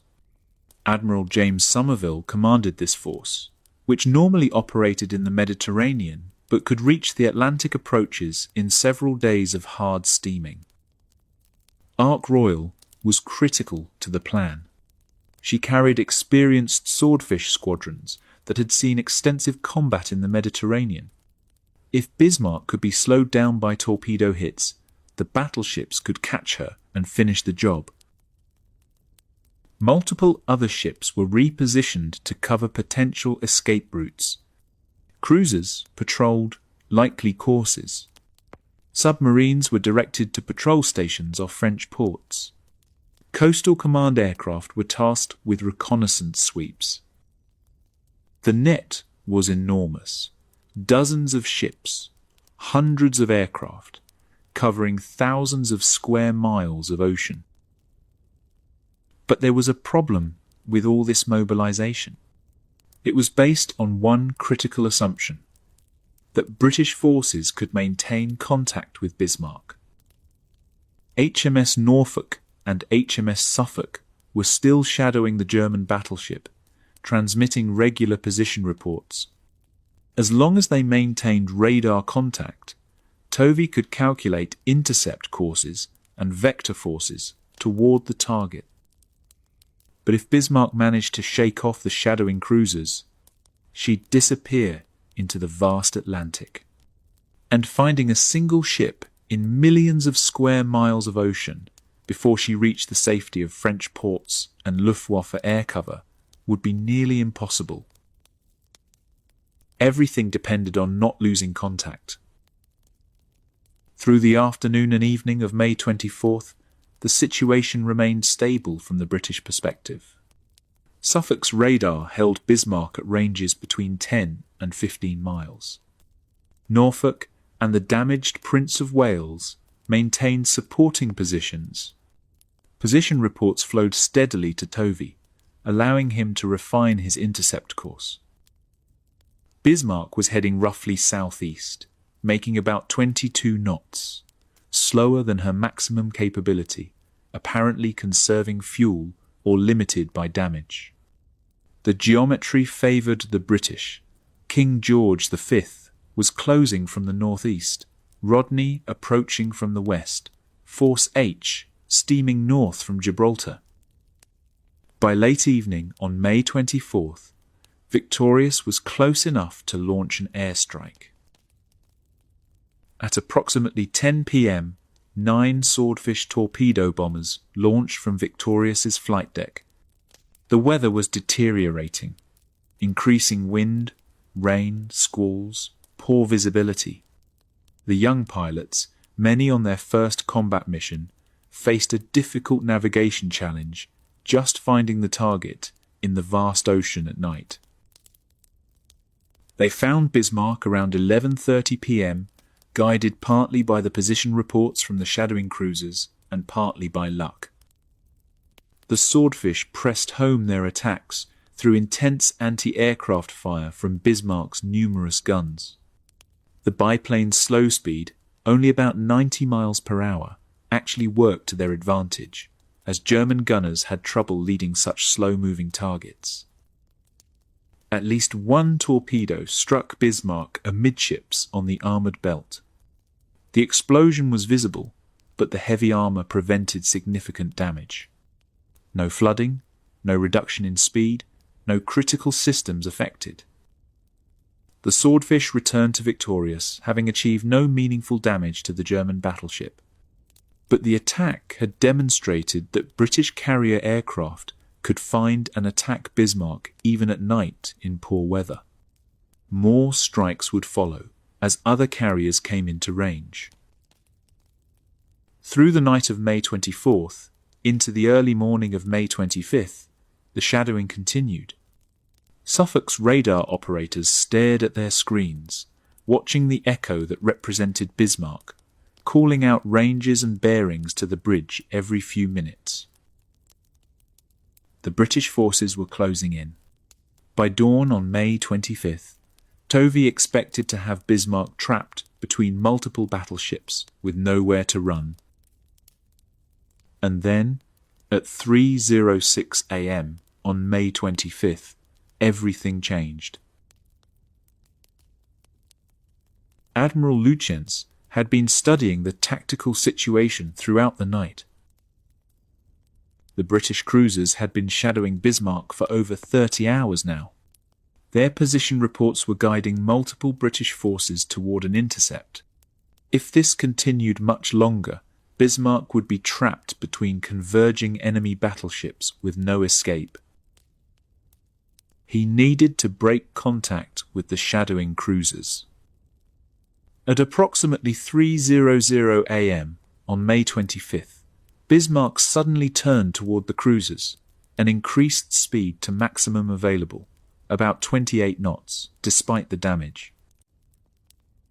The range to Suffolk closed rapidly.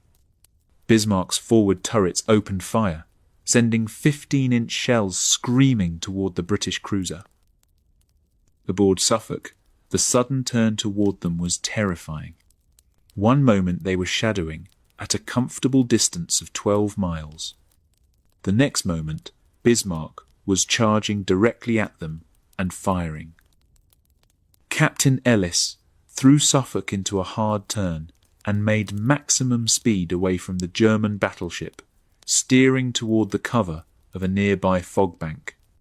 Shells landed close, massive waterspouts erupting near the cruiser, but Suffolk was manoeuvring violently, and the poor visibility made accurate gunnery difficult.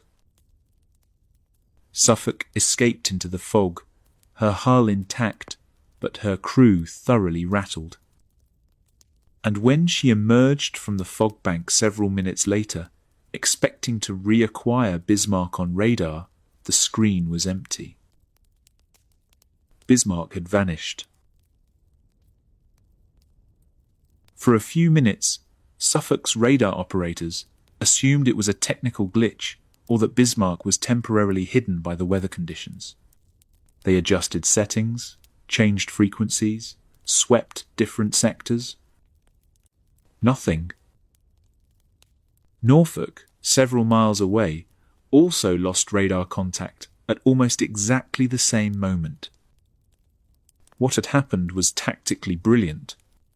While Suffolk was dodging shells and running into the fog, Bismarck had executed a rapid course change, likely a complete reversal, then settled onto a new heading that took her away from the cruiser's search sectors.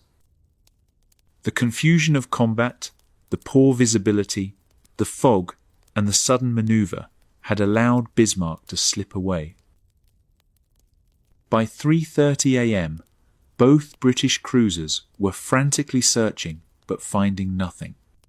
They transmitted messages to Admiral Tovey, contact with enemy lost. Tovey received the news aboard King George V with mounting frustration. His entire intercept plan was based on continuous tracking of Bismarck's position. Without current position data, he had to guess where the German ship might be going. The problem was that Bismarck had multiple options. She might be doubling back toward the Denmark Strait to attempt a return to Germany through northern waters. She might be continuing southeast toward France. She might be heading west into the Atlantic to hide among the convoy routes. Or she might be circling around to attack the pursuing British ships from an unexpected direction. Tovey had to make a decision with incomplete information. At 9:00 a.m. on May 25th, nearly 6 hours after losing contact, Admiral Lütjens made a critical mistake. He sent a long radio transmission to German naval headquarters in Paris, reporting the situation, describing the battle with Hood, detailing the damage Bismarck had sustained, and outlining his intentions to proceed to Street Nazaire. The transmission lasted approximately 30 minutes, an eternity in terms of radio direction finding. British listening stations on multiple continents detected the transmission and took bearings on the signal. Triangulation allowed them to calculate roughly where Bismarck was located when she transmitted. But there was a problem with the plotting. The navigators and operations staff aboard King George V made an error when they calculated Bismarck's position from the direction-finding bearings. They plotted the position as being northeast of their current position, suggesting Bismarck was heading back toward Norway or Germany. In reality, Bismarck was southeast of them, continuing toward France.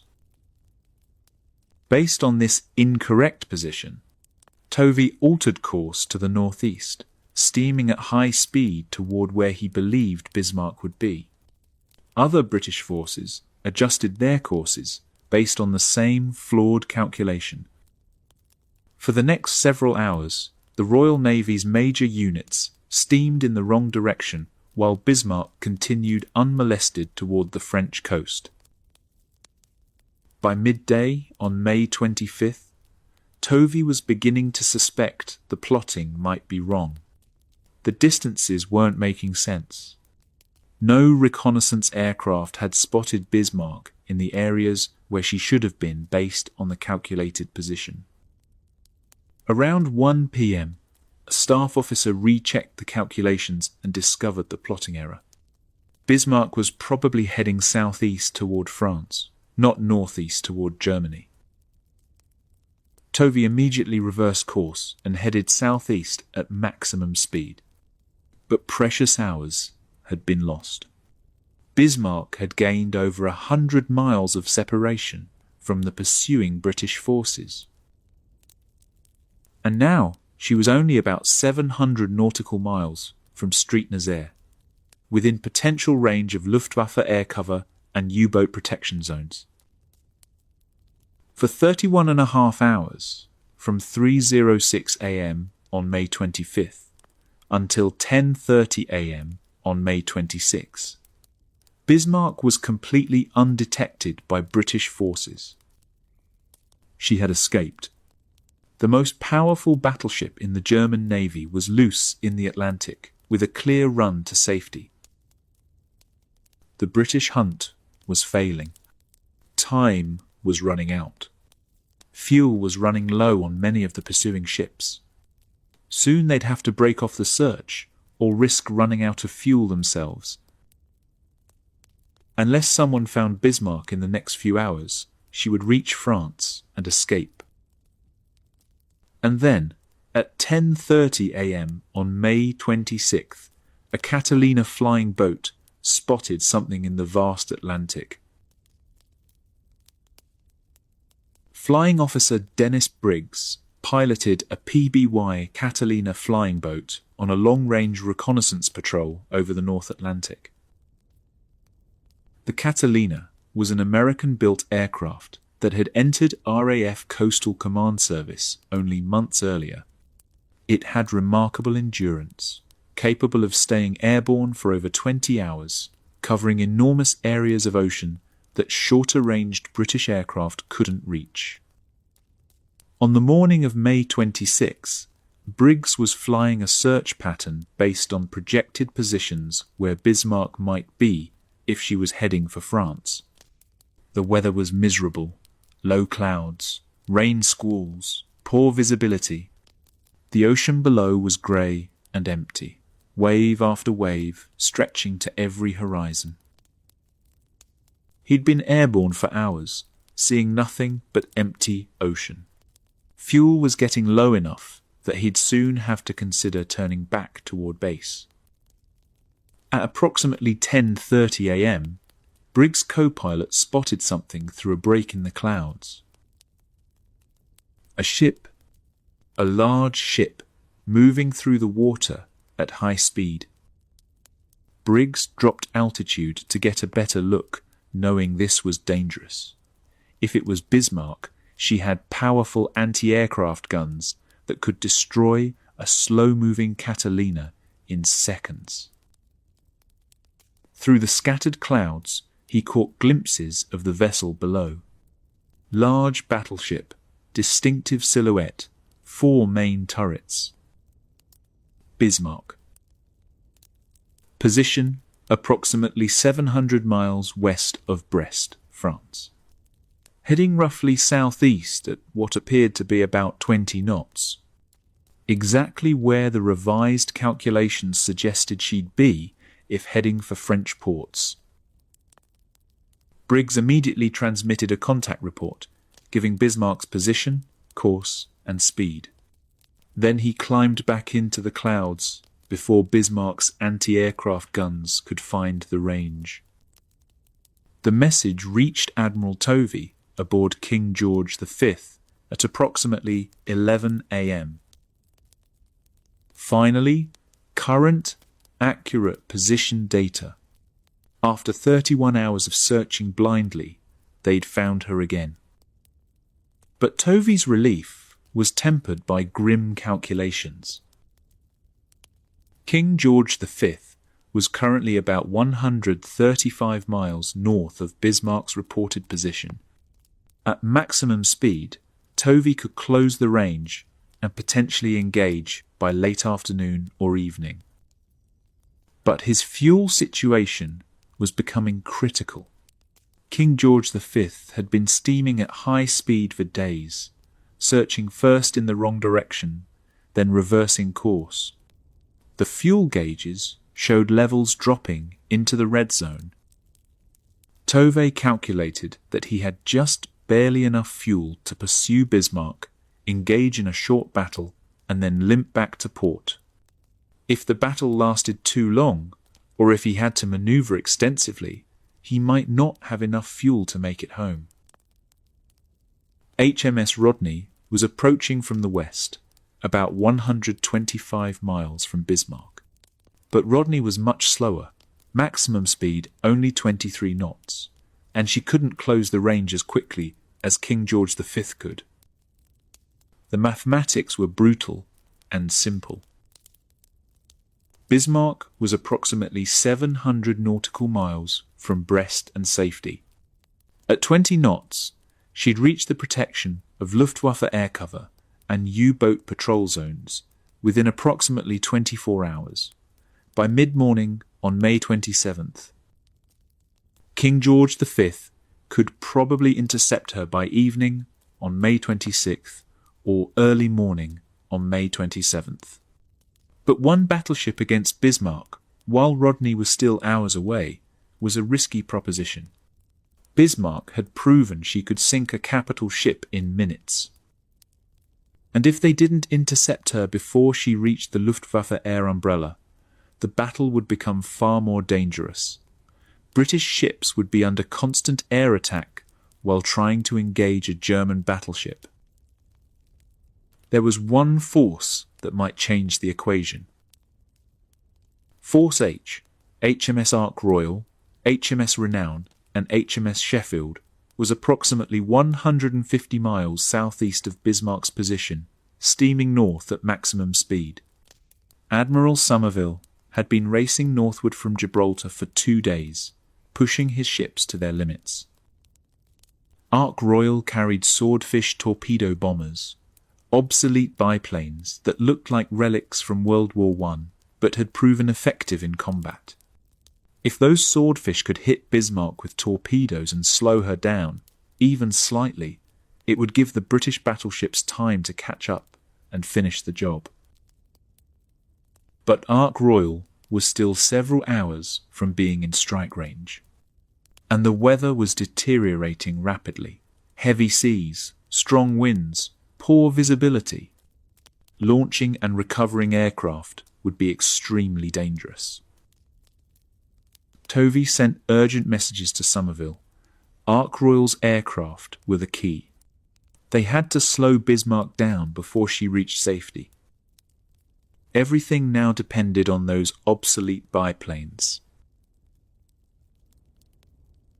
Aboard HMS Ark Royal, the flight deck was a scene of controlled chaos as the carrier prepared to launch a strike against Bismarck.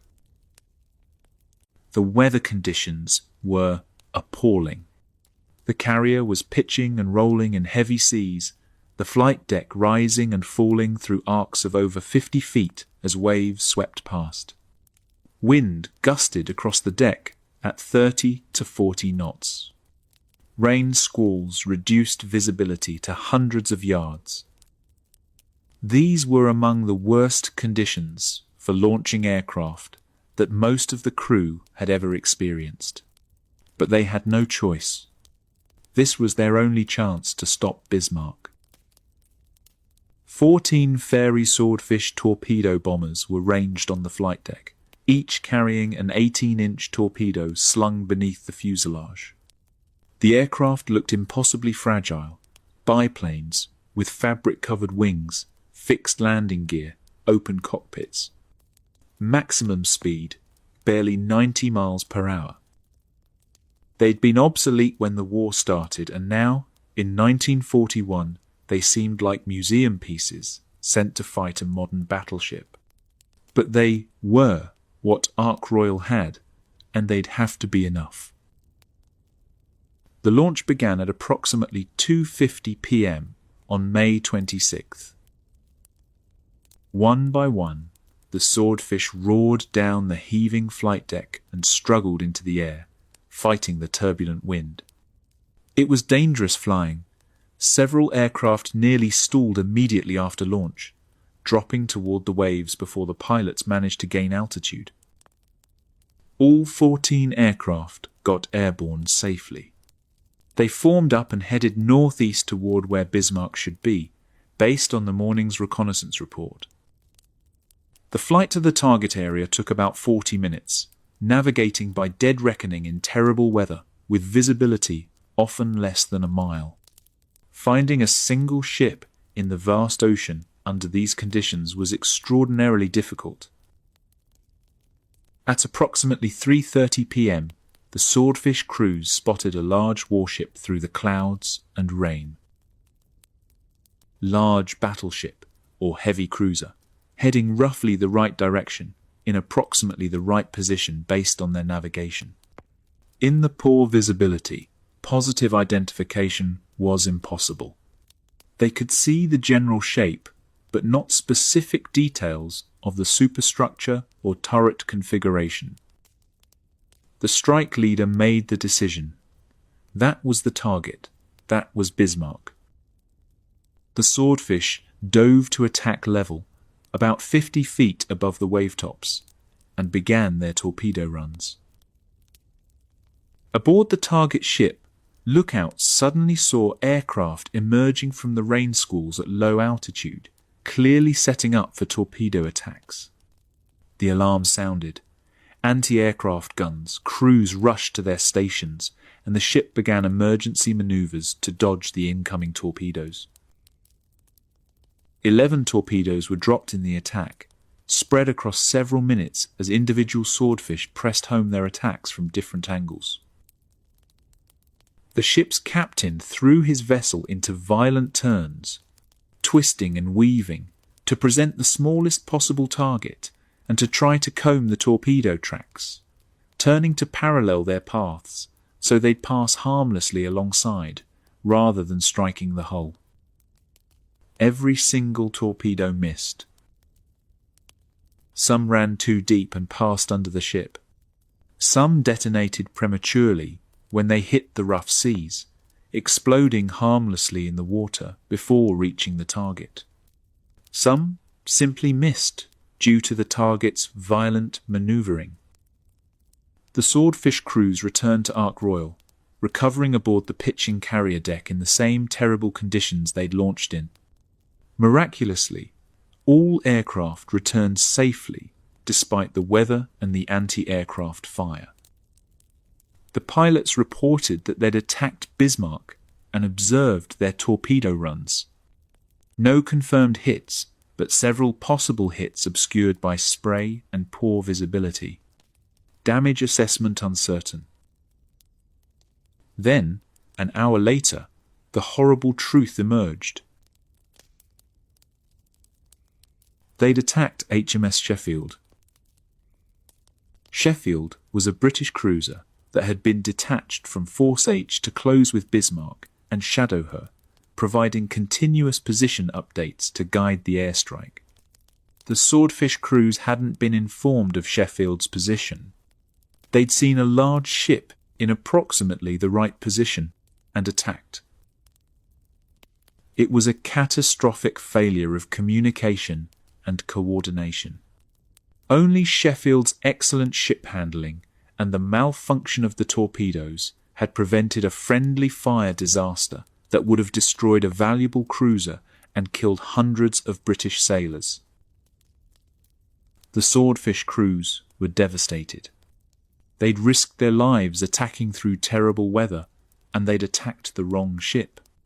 They'd wasted precious time and torpedoes on a friendly vessel while Bismarck continued steaming toward safety. But there was a silver lining to the disaster that wouldn't become apparent until later. The torpedoes dropped against Sheffield had been equipped with magnetic detonators, devices designed to sense a ship's magnetic field and explode underneath the hull where armor was weakest. In theory, magnetic detonators were more effective than contact detonators. In practice, they were proving unreliable. Many had detonated prematurely when they hit the waves during the attack. The rough seas and the Earth's magnetic field at high latitudes were interfering with the mechanisms. When the swordfish returned to Ark Royal, the ordnance crews immediately recognized the problem. The magnetic detonators couldn't be trusted under these conditions. They made a crucial decision. For the next strike, they'd arm the torpedoes with simple contact detonators. These were older, less sophisticated, but they worked reliably, hit the target, explode.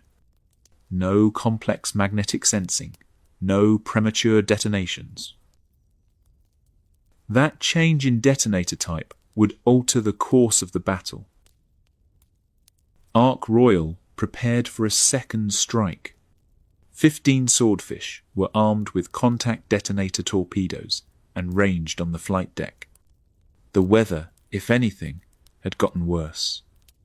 The sea state was now so rough that launching and recovering aircraft was borderline suicidal. But this was the last chance. By evening, Bismarck would be too close to France to safely attack. The Luftwaffe air cover would make further strikes impossible. Admiral Somerville gave the order, launch the strike. At 8:47 p.m. on May 26th, as twilight was falling over the North Atlantic, 15 swordfish struggled into the air from Ark Royal's heaving flight deck. This time, they knew exactly where to find Bismarck. Sheffield was shadowing the German battleship and transmitting continuous position updates. There would be no mistakes, no attacking the wrong ship. The swordfish flew through darkness and driving rain toward their target. 40 minutes later, they found her. Bismarck appeared through the rain and spray, a massive dark shape moving through heavy seas, waves breaking over her damaged bow. Aboard the German battleship, lookouts spotted the approaching aircraft and sounded the alarm. This wasn't their first air attack. They'd fought off the swordfish from Victorious 2 nights earlier and emerged unscathed. The slow biplanes seemed more annoying than threatening. Every anti-aircraft gun that could bear opened fire as the swordfish began their attack runs. The sky filled with tracers, red, green, yellow streams of fire arcing toward the attacking aircraft. 105mm guns fired proximity-fused shells that exploded in black puffs around the swordfish. 37mm guns and 20mm cannons threw up a curtain of steel. The swordfish pressed their attacks through the anti-aircraft fire. They came from multiple directions simultaneously, port, starboard, bow, stern, trying to overwhelm Bismarck's defences and ensure that at least some torpedoes would get through. The German gunners were firing frantically, but hitting the swordfish was extraordinarily difficult. The biplanes flew at only 90 miles per hour, slower than most fighters' stalling speed. Gunners trained to lead fast targets found themselves leading too much, shooting ahead of the aircraft instead of hitting them. And the swordfish were manoeuvring constantly, weaving, jinking, using what little speed they had to dodge the worst of the fire. One by one, the swordfish dropped their torpedoes from ranges of about 1,000 yards. The torpedoes splashed into the heavy seas and began their runs toward Bismarck's hull. Bismarck's captain threw the ship into hard turns, trying to comb the torpedo tracks. The massive battleship heeled over in the turns, her wake curving in the water as she manoeuvred desperately. Several torpedoes struck amidships, heavy concussions that the crew felt throughout the ship. But these hits were against Bismarck's thick armoured belt, the main side armour designed specifically to resist torpedo attacks. The explosions caused some minor flooding and rattled the crew, but they didn't significantly damage the ship's fighting ability. Then, at approximately 9:15 p.m., one swordfish, piloted by Lieutenant Percy Gick, approached from Bismarck's stern quarter. Most of the anti-aircraft fire was concentrated on the aircraft attacking from port and starboard. Gick's approach from astern was partially masked by the poor visibility and the focus of the gunners on more obvious threats. He dropped his torpedo at close range, then pulled up hard and banked away through a storm of tracers. The torpedo ran true. It struck Bismarck's stern, just forward of the rudders. The explosion tore through the stern structure, where armour was thinner than along the main belt. Structural members twisted and broke. Hydraulic lines to the rudder mechanism severed. The compartments immediately above and around the rudders flooded rapidly. And critically, catastrophically, the rudders jammed. Bismarck's twin rudders were locked at approximately 12 degrees to port. The ship immediately began turning in that direction, curving into a wide circle to port. On the bridge, Captain Lindemann felt the ship's behaviour change.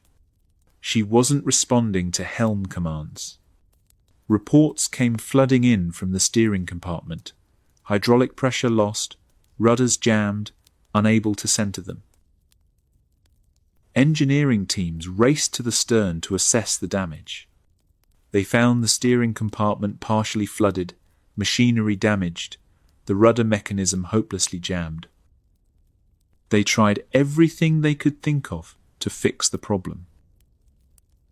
They attempted to operate the rudders manually using emergency hand cranks, but the damage was too severe and the mechanical advantage insufficient. Even with dozens of men straining at the cranks, they couldn't move the jammed rudders. They proposed using explosives to blow the rudders off entirely, turning Bismarck into a ship that couldn't turn but at least wouldn't circle uncontrollably. But this was deemed too dangerous.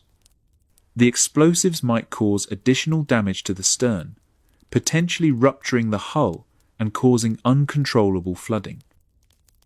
They tried steering using only the propellers, varying the speed of the port and starboard propeller shafts to create differential thrust that would turn the ship. This provided some very limited directional control, but it wasn't enough to overcome the jammed rudders pulling the ship to port. Nothing worked. Bismarck could not be steered. She could only circle slowly to port, making wide loops in the ocean while British forces closed in from multiple directions. Admiral Lütjens realized immediately what this meant. They were approximately 400 miles from Brest. With working steering, they could have reached safety by mid-morning tomorrow. The Luftwaffe would provide air cover. U-boats would screen against British attacks. Destroyers would escort them into port. But without steering, Bismarck was helpless. She could move, but she couldn't control her direction. She couldn't run. She couldn't evade. By morning, British battleships would arrive, and Bismarck would have no choice but to fight where she was, unable to maneuver, unable to escape.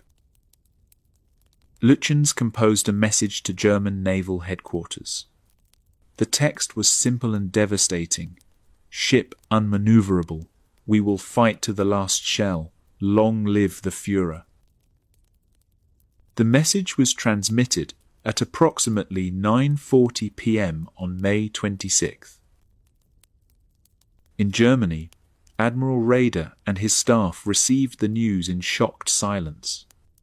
Bismarck, the pride of the Kriegsmarine, the ship they'd hoped would dominate the Atlantic, was crippled and doomed. Aboard King George V, Admiral Tovey received reports of the Swordfish attack and Bismarck's subsequent loss of steering. He could scarcely believe their good fortune. One torpedo hit. One lucky hit in exactly the right place. And the most powerful battleship in the German Navy was now a sitting target. Tovey altered course toward Bismarck's position and increased speed to maximum. HMS Rodney, approaching from the west, also closed at her best speed. Cruisers manoeuvred to maintain contact through the night. By dawn on May 27th, the British battleships would be in position. Through the night of May 26th to 27th, British destroyers found Bismarck circling helplessly and pressed home repeated torpedo attacks. The small warships darted in through the darkness, launched torpedoes at close range, then retreated before Bismarck's secondary guns could destroy them. The destroyer attacks achieved no significant additional damage. Bismarck's armour held, but they kept the German crew at action stations all night with no rest. Men who'd been at battle stations for days without sleep, surviving on adrenaline and duty, now faced another sleepless night of constant alerts and attacks. Aboard Bismarck, the mood shifted from confidence to resignation. Officers and crew understood what was coming. Some wrote final letters to families that would never be delivered. Some prayed. Some simply stood at their posts, exhausted, waiting for dawn. Over 2,200 men aboard a crippled ship, circling in the Atlantic, waiting for the British battleships to arrive and finish what that one torpedo had started. Dawn on May 27th was grey and cold. Heavy clouds, rough seas, visibility about 10 miles. At approximately 8:47 a.m., HMS Rodney opened fire at a range of 25,000 yards. The final battle had begun. 8:47 a.m., May 27th, 1941. HMS Rodney's forward turrets erupted in flame and thunder. 3 massive 16-inch shells, each weighing over a ton, arced across 12.5 miles of ocean toward the circling Bismarck. 90 seconds later, HMS King George V joined the bombardment, her 14-inch guns adding their weight to the British barrage.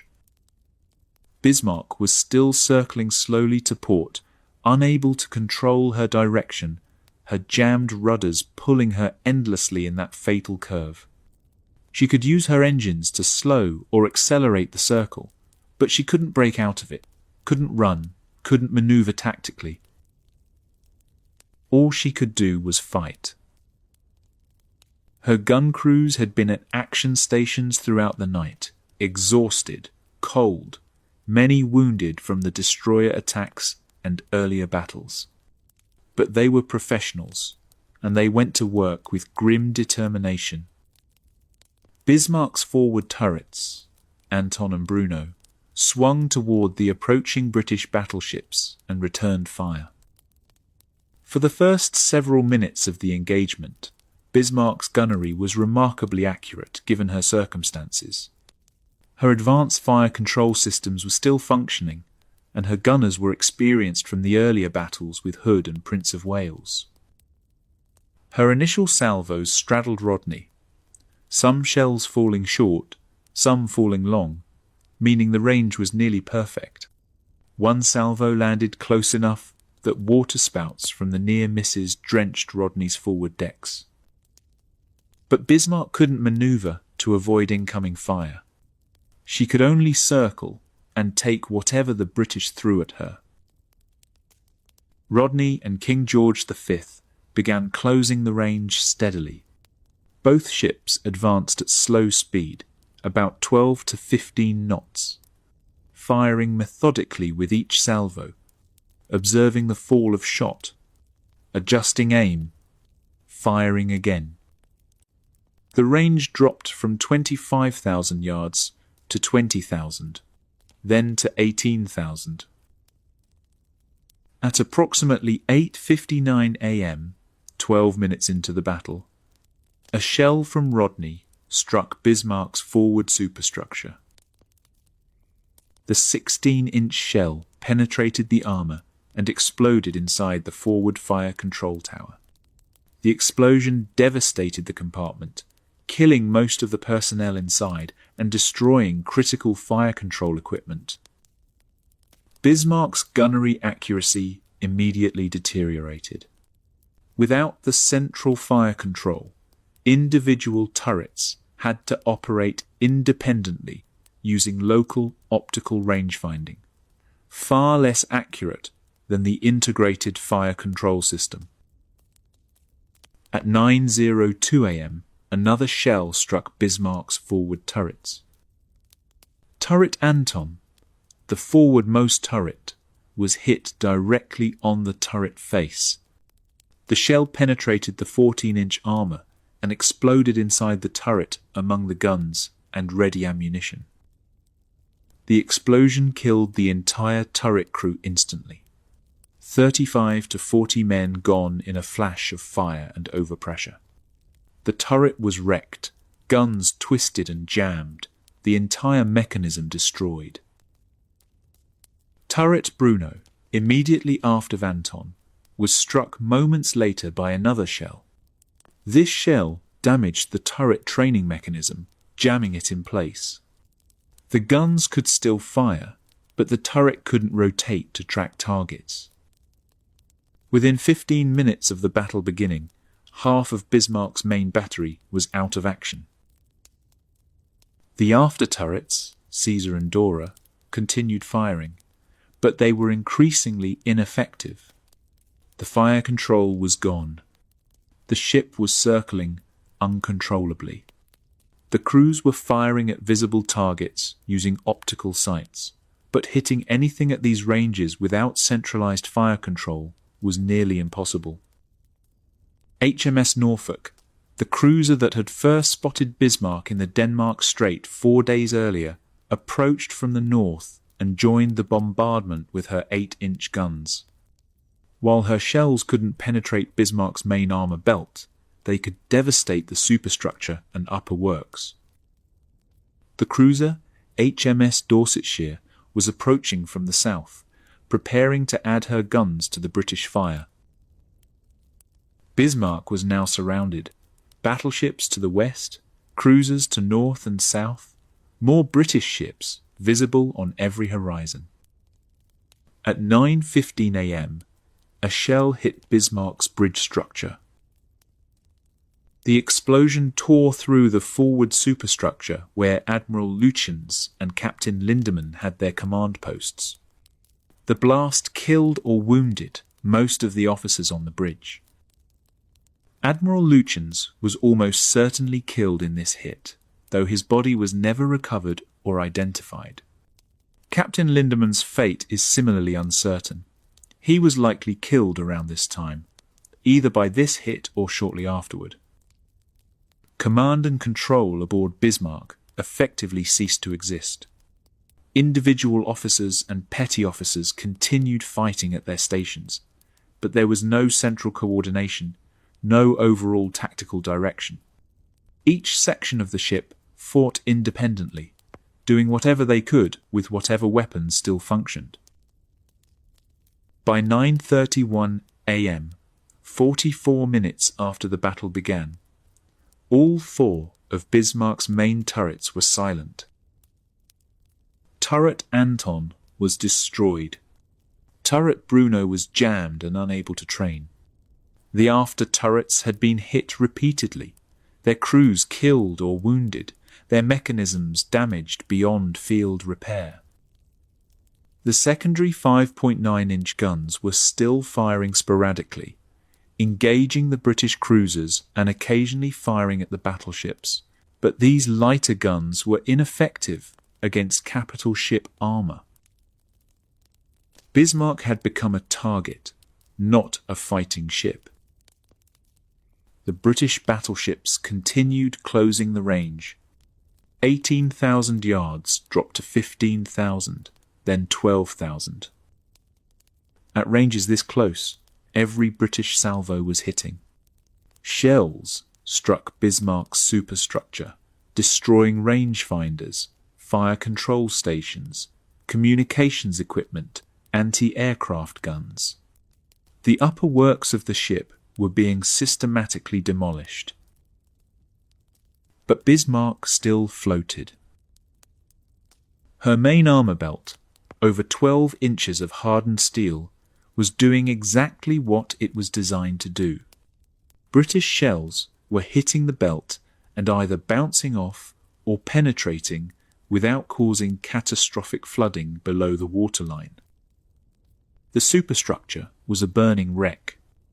The crew above the armoured deck was being slaughtered. But the hull itself remained intact, the compartmentalization holding the ship still afloat. Admiral Tovey was growing frustrated. They'd been firing for over an hour. They'd expended hundreds of shells. Bismarck was clearly finished as a fighting unit. All her main guns were silent, her superstructure destroyed, fires burning throughout the upper works. But she wouldn't sink. And Tovey had a fuel problem. King George V's fuel gauges were showing critical levels. He'd calculated that he had just barely enough fuel to fight this battle and then steam back to port. But they'd already been firing longer than planned, manoeuvring more extensively, consuming fuel at alarming rates. If he stayed much longer, he might not have enough fuel to make it home. At approximately 10:15 a.m., Tovey ordered HMS Dorsetshire to close and finish Bismarck with torpedoes. It was time to end this. Captain Benjamin Martin brought HMS Dorsetshire in toward Bismarck's starboard side at high speed. What he saw as he closed the range was a scene from hell. Bismarck's entire superstructure was a twisted, burning ruin. Fires blazed from dozens of shell holes. The forward turrets were visibly destroyed, guns at odd angles, turret roofs blown off or caved in. The bridge structure was gone, just a skeleton of bent metal where the command centre had been. But the hull was intact. Despite over 400 shell hits from 2 battleships and a heavy cruiser, despite nearly 2 hours of continuous bombardment, Bismarck's armoured hull remained afloat and structurally sound. Some secondary guns were still firing. Individual gun crews who hadn't received any order to cease fire and were simply continuing to fight because that was their duty. A few anti-aircraft guns engaged Dorsetshire as she closed, though the fire was sporadic and poorly aimed. At 10:20 a.m., Dorsetshire fired 2 torpedoes from her starboard tubes at a range of approximately 4,000 yards. Both torpedoes struck Bismarck's starboard side amidships. Heavy explosions threw up columns of water and smoke. Bismarck listed slightly to starboard from the impacts. Dorsetshire circled around Bismarck's stern and approached from the port side. At 10:25 a.m., she fired 1 more torpedo from close range, less than 3,000 yards. This torpedo also struck home on Bismarck's port side. The ship's list increased noticeably, now tilting heavily to port. But even with 3 torpedo hits added to the hundreds of shell hits, Bismarck was still afloat. Inside the ship, the surviving crew members knew the end was near. Communications had broken down completely. There was no way to receive orders from officers who were mostly dead anyway. Individual groups of sailors made their own decisions about what to do. Some abandoned ship, climbing through the wreckage to reach the weather decks and jumping into the ocean rather than staying aboard to be trapped when the ship sank. Some stayed at their posts, following their training and discipline even as the ship died around them. And some crews in the engineering spaces below the armoured deck carried out pre-planned scuttling procedures. According to survivors' testimony, scuttling charges were detonated in various compartments below the waterline. Sea valves were opened to flood additional spaces. The intent was to ensure the ship would sink and deny the British any chance of capturing her or recovering sensitive technology and code materials. Whether the scuttling actually caused the ship to sink, or whether the accumulated damage from British shells and torpedoes had already doomed her, remains debated by historians to this day. Most likely, it was a combination of both. The British had inflicted catastrophic damage, and the scuttling hastened what was already inevitable. At 10:36 a.m., Bismarck began her final plunge. The list to port increased rapidly as flooding overwhelmed the remaining watertight integrity. The ship rolled further and further, her starboard side rising out of the water, her port side submerging. Men still aboard slid down the tilting decks or clung to whatever they could grab. Some jumped from the rising starboard side into the water dozens of feet below. At 10:39 a.m., 1 hour and 52 minutes after the final battle began, Bismarck capsized completely. For a brief moment, she floated bottom up, her massive hull visible as a dark shape in the water, barnacles and anti-fouling paint exposed to the air. Then the stern sank first, pulling the rest of the ship down. The bow rose briefly, pointing toward the sky, then slid beneath the waves. Bismarck disappeared beneath the surface at coordinates 48 degrees 10 minutes north, 16 degrees 12 minutes west, approximately 400 miles west of Brest, France. The depth at that location is approximately 4,800 meters, nearly 3 miles down. 400 to 500 German sailors were in the water, swimming among debris and oil, calling for help, trying to survive in the cold Atlantic. Many were wounded from shell splinters or burns from fires. Many were exhausted from days at battle stations without sleep. The water temperature was cold enough that hypothermia would kill within hours if they weren't rescued quickly. The British ships approached to begin rescue operations. HMS Dorsetshire and the destroyer HMS Maori moved in toward the German survivors, floating in the oil-covered water. Captain Martin ordered Dorsetshire to slow to a stop and lower scramble nets and ropes over the side. British sailors threw lines to German sailors in the water, calling out encouragement, reaching down to pull exhausted men aboard. The scene was one of sailors helping sailors, enemies minutes ago now working together to save lives. German survivors swam toward the British ships, grabbing onto ropes and nets, climbing slowly up the sides with the last of their strength. British sailors leaned over the rails, grasping hands and wrists, hauling German sailors bodily over the side onto the deck. Some German survivors were too weak to climb. British sailors went down the scramble nets into the water, fastening lines around wounded or exhausted men so they could be hauled aboard like cargo. The rescue proceeded for about 40 minutes. Dorsetshire pulled 86 men from the water. Maori recovered 25 more. Then, at approximately 11:15 a.m., a lookout on Dorsetshire reported a possible submarine contact. In the tense atmosphere of the Atlantic in 1941, with U-boats a constant threat and everyone's nerves frayed from the battle, this report caused immediate alarm. Captain Martin faced an impossible decision.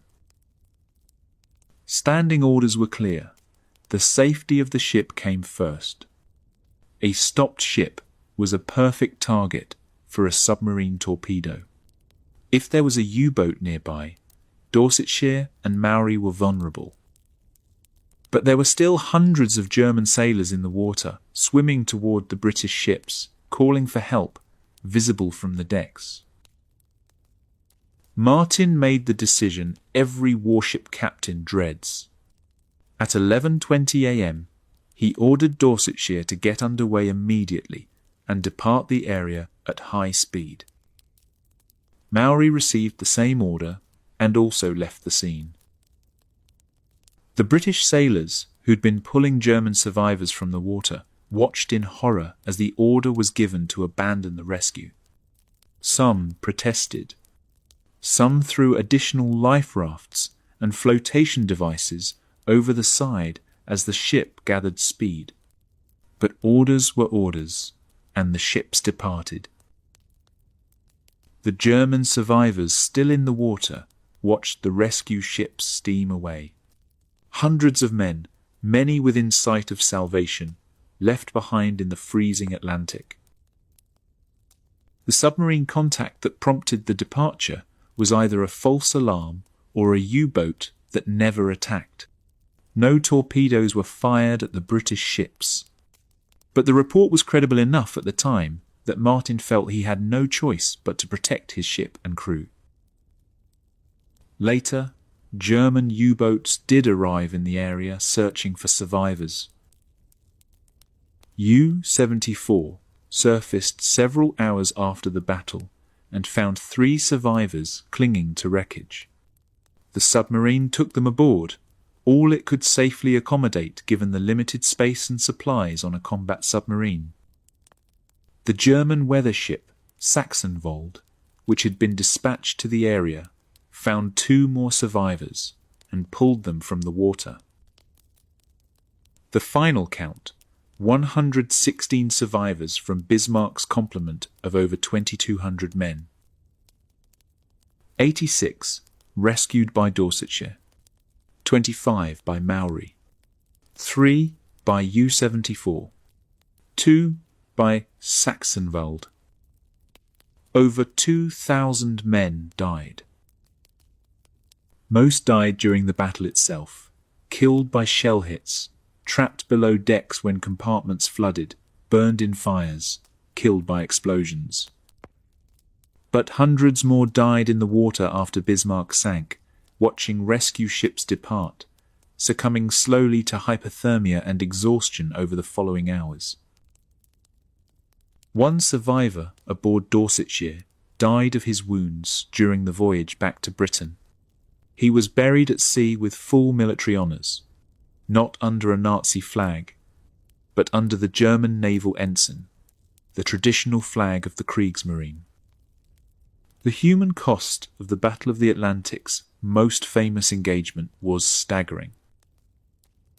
From HMS Hood, 1,400, 18 dead, 3 survivors. From Bismarck, approximately 2,100 dead, 116 survivors. From Prince of Wales during the Denmark Strait Battle, 13 dead, 9 wounded. Total casualties from the 8-day hunt, over 3,500 men. And somewhere in the middle of the Atlantic, one German sailor was still alive, floating alone on wreckage, 75 miles from where his ship had gone down. Georg Herzog was 20 years old when Bismarck sank. He'd been a crew member in one of the lower engineering spaces, far below the armoured deck where the worst of the British bombardment had been concentrated. When the order came to abandon ship, or perhaps when there were no more orders and men simply made their own decisions to leave, Herzog made it to the weather deck and jumped into the Atlantic. He found himself in the water with another sailor named Hermann. They stayed together through that first afternoon and into the night, clinging to a piece of floating wreckage, trying to keep each other's spirits up, trying to stay warm in the freezing water. The temperature was cold enough that hypothermia was the primary threat. Men were dying all around them, succumbing to the cold, slipping beneath the waves, going quiet and still. That first night was the worst. Herzog later recalled, "When night fell, the sea got rougher and the waves surged higher. Suddenly I realized that I had lost Hermann. There wasn't a sign of him anywhere." Alone now, Herzog drifted through the darkness. He thought about dying, about his family back in Recklinghausen, a coal mining town in northern Westphalia. His father was a miner. His mother and sister were at home. He had 3 brothers, but all 3 were dead. One died from sickness, one was killed in the mines, one fell during the invasion of Poland. Georg was the last son left in his family, and now he was floating alone in the middle of the Atlantic Ocean, waiting to die. He remembered his grandmother teaching him the Lord's Prayer when he was a child. It was the only prayer he knew. He repeated it over and over through the night, the words a rhythm, something to focus on besides the cold and fear and exhaustion. "I did not want to die," Herzog later said. "Even alone in the middle of a heaving, hostile, black ocean, I wanted to live."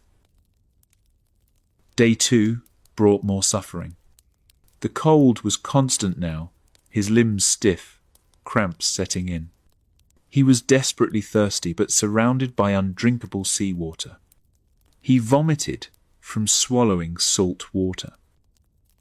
Exhaustion and hypothermia created a strange state between waking and sleeping. He'd drift into unconsciousness, then wake suddenly, unsure how much time had passed. The second night passed in a blur of cold and semi-consciousness. By the 3rd day, Herzog was suffering severe dehydration and hypothermia. His body was shutting down. He drifted in and out of awareness, barely conscious, barely alive. Then, faintly, he heard an engine sound. He tried to call out, tried to wave, but he barely had the strength to move. The sound grew louder, then faded. He thought it was a hallucination, his dying brain creating false hope. But then the sound returned, closer this time. A ship, searching the area for survivors. Georg Herzog was pulled from the water 75 miles from where Bismarck had sunk.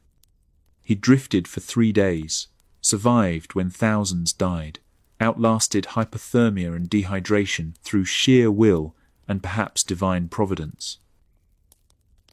He was one of 116. The hunt for Bismarck was over. 8 days from leaving port to sinking. 8 days that changed the course of the Atlantic War. 8 days that created a legend that would endure for generations. But the story doesn't end at the bottom of the ocean. The consequences would echo for years to come. The news of Bismarck's destruction reached London by midday on May 27th. Churchill received the report while at lunch and immediately announced it to the House of Commons. The chamber erupted in cheers. Hood had been avenged. British naval supremacy had been reaffirmed. But behind the public celebration, difficult questions were already being asked within the Admiralty. Why had Hood been destroyed so quickly? Why had Prince of Wales withdrawn from the engagement? Should the battle in the Denmark Strait have been fought differently? Within days, voices began calling for courts-martial. Rear Admiral Wakewalker, who had commanded the cruiser force shadowing Bismarck, was criticised for not being more aggressive. Some argued he should have ordered Norfolk and Suffolk to engage Bismarck more closely, instead of merely shadowing from a distance. Captain John Leach of Prince of Wales faced even harsher criticism. Why had he withdrawn from battle after Hood sank? Critics argued that Prince of Wales should have pressed the attack regardless of damage or mechanical problems. Admiral John Tovey was horrified by these suggestions. He threatened to resign as Commander-in-Chief of the Home Fleet and appear as a defence witness at any court-martial. His position was clear. Both Wake-Walker and Leach had acted correctly, given their tactical situations. Wake-Walker's cruisers were vastly outgunned by Bismarck. Closing to attack range would have meant the destruction of both cruisers for minimal effect on the German battleship. Shadowing and reporting position was exactly what cruisers were supposed to do in that situation. Leach's decision to withdraw Prince of Wales was equally sound. His ship was not fully worked up. Her main guns were malfunctioning severely. She was taking hits from both German ships, and staying to fight would likely have resulted in Prince of Wales being destroyed, just as Hood had been. Withdrawing allowed the ship to survive, continue providing intelligence, and participate in the later pursuit. Tovey's defence of his subordinates was absolute and unwavering. The Admiralty, faced with the prospect of their most senior fleet commander resigning over the issue, quietly dropped all talk of courts-martial. The focus shifted instead to understanding why Hood had been lost so catastrophically. 2 boards of inquiry investigated Hood's sinking. The first inquiry was rushed, producing a preliminary report within weeks based on limited evidence. The second inquiry was more thorough, examining survivor testimony, studying Hood's armour scheme, and analysing what could be determined about the battle sequence. Both inquiries reached the same basic conclusion. A 15-inch shell from Bismarck had penetrated Hood's relatively thin deck armour and detonated in or near the after magazines, causing a catastrophic explosion that broke the ship's back. The inquiries led to immediate action. Other older British capital ships received increased deck armour protection where possible. Magazine safety procedures were reviewed and strengthened across the fleet. The vulnerability of World War I-era ships to modern long-range gunnery was officially acknowledged. But the exact sequence of events that destroyed Hood remains debated to this day. Some historians argue it was the main 15-inch magazines that exploded. Others point to the secondary 4-inch magazines or even torpedo warheads stored amidships. The wreck, when eventually discovered, would provide some clues but no definitive answers. In Germany, the reaction was more complex. The initial reports of Hood's sinking were celebrated as a great victory. Propaganda films showed cheering crowds. Newsreels proclaimed the invincibility of German naval engineering. But when news of Bismarck's loss arrived days later, the mood changed dramatically. Adolf Hitler summoned Admiral Erich Raeder, Commander-in-Chief of the Kriegsmarine, to a meeting in early June. Hitler was furious. Germany's newest and most powerful battleship had been destroyed on its first combat mission. Hitler questioned Lutyen's decisions. Why didn't he fight past Prince of Wales and return through the Denmark Strait after sinking Hood? Hitler demanded. Even if Bismarck was lost in the process, Britain would have lost 2 capital ships instead of just Hood. Raeder defended Lutyen's actions. The admiral had followed his operational orders. The primary mission was commerce raiding, not warship engagements. Once Bismarck was damaged and low on fuel, heading for France to repair was the logical decision. The loss was due to extremely bad luck. 1 torpedo hit out of dozens, jamming the rudders in exactly the worst possible way. But Hitler's faith in surface ships as offensive weapons was shattered. Within weeks, the strategic employment of German capital ships changed fundamentally. No more Atlantic breakout attempts. No more commerce raiding by battleships. Tirpitz, Bismarck's sister ship, would spend the rest of the war confined to Norwegian fjords as a fleet in being, threatening but never risking the open Atlantic. Her presence tied down British forces that had to be ready to respond if she sortied, but she never accomplished what Bismarck had attempted. Scharnhorst and Gneisenau would operate in Norwegian waters, menacing Arctic convoys to Russia, but avoiding decisive engagement with British capital ships.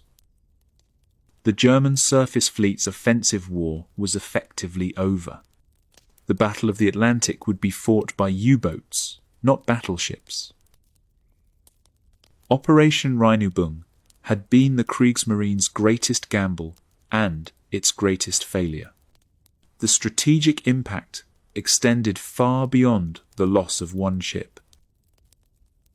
British convoy defences were strengthened based on lessons from the hunt. More escort carriers were built to provide air cover in mid-Atlantic. Radar improvements accelerated. Anti-submarine tactics evolved. The balance of power in the Atlantic shifted decisively in favour of the Allies. Not immediately, but the trajectory was set. And HMS Rodney, which had fired the opening salvos of Bismarck's final battle, found herself kept close to home fleet bases as insurance against Tirpitz. The Admiralty wasn't taking chances. If Tirpitz ever attempted what Bismarck had tried, Rodney and other powerful units would be ready. 8 days had changed everything. One operation, 2 navies, over 3,500 men dead, and the course of the Atlantic War fundamentally altered. But the story of Bismarck wasn't finished. The questions about her final moments, how she truly sank, whether scuttling or British action was decisive, would echo for decades. Until someone found the wreck and could examine the evidence firsthand. For 48 years, Bismarck rested undiscovered on the floor of the Atlantic Ocean. Multiple expeditions searched for the wreck over the decades, but the ocean at that location is nearly 3 miles deep, far beyond the reach of conventional diving equipment. The search area was vast, the technology inadequate, and the precise sinking location uncertain enough that finding the wreck seemed nearly impossible.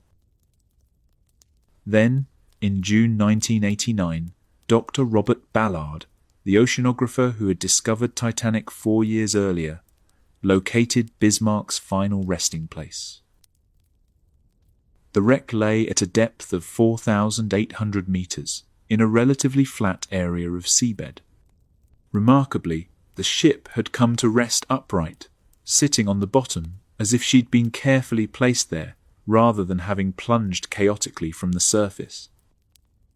Ballard's expedition used deep ocean submersibles and remotely operated vehicles to survey the wreck site. What they found was both impressive and revealing.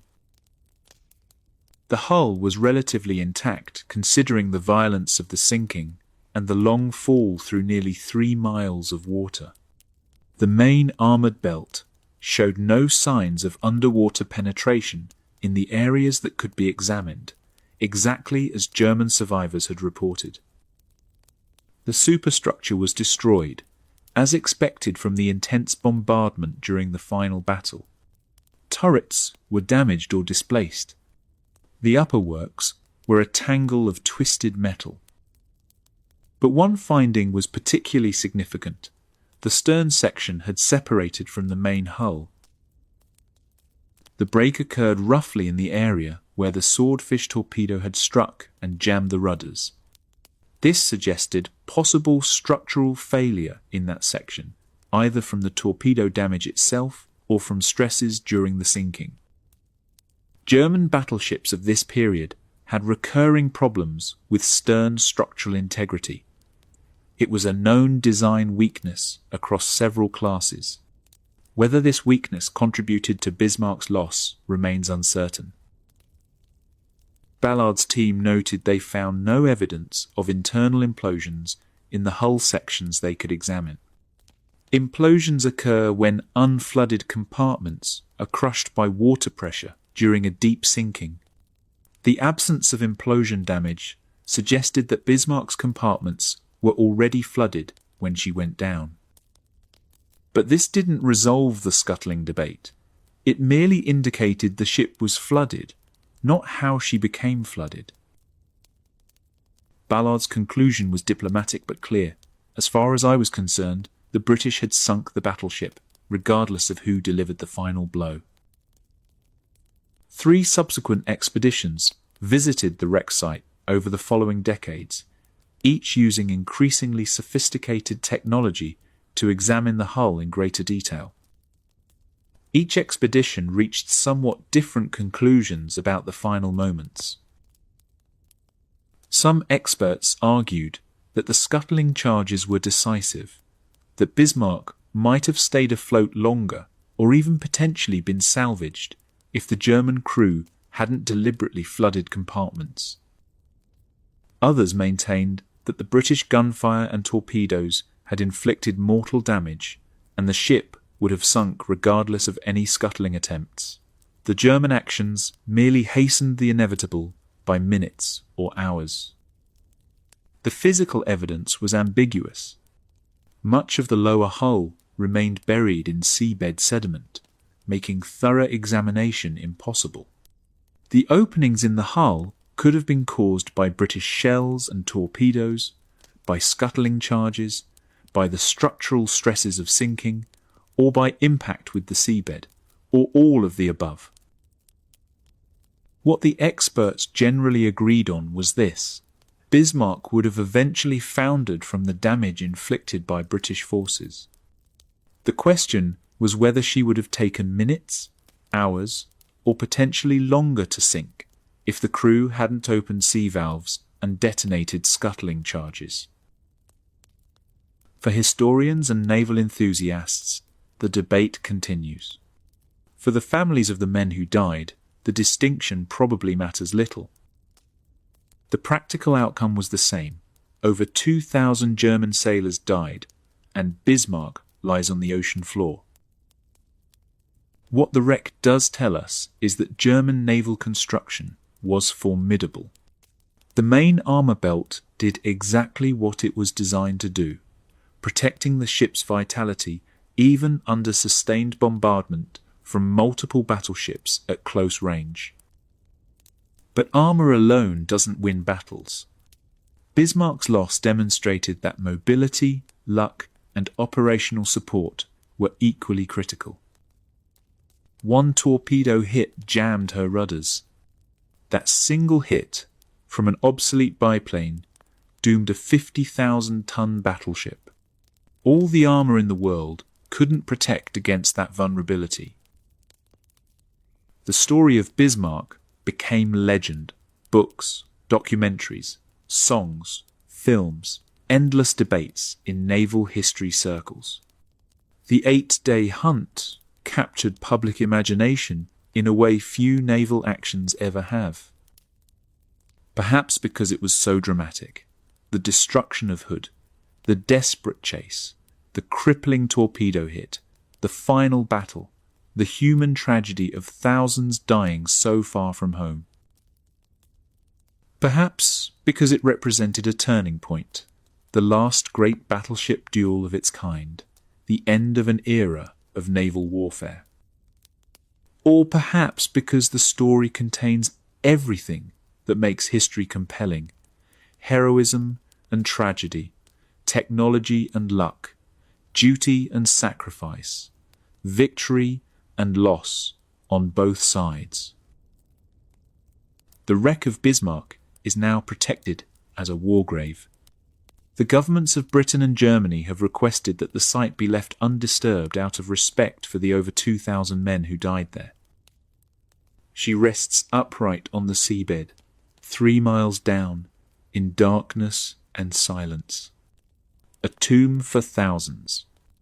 A monument to courage and futility. A reminder that in war, even victory comes at a terrible cost. This is History Radio. We've told you the story of Operation Rheinübung from both sides, German and British, hunter and hunted. 78 years separated us from these events when we began researching this story. Now it's been even longer. The last survivors are gone. Ted Briggs from Hood died in 2008. Baron von Müllenheim-Rechberg from Bismarck died in 2004. But their voices remain in the accounts they left behind, in the books they wrote, in the testimony they gave, in the letters their families preserved. Over 3,500 men died during those 8 days in May 1941. British sailors and German sailors, most in their 20s, doing their duty as they understood it. 2 nations, 1 ocean, one story that belongs to all of us because it reminds us what war truly costs. The hunt for Bismarck was the largest naval operation of its kind. 8 days that changed the Atlantic War. 8 days that created legends and nightmares in equal measure. Thank you for listening. This has been History Radio.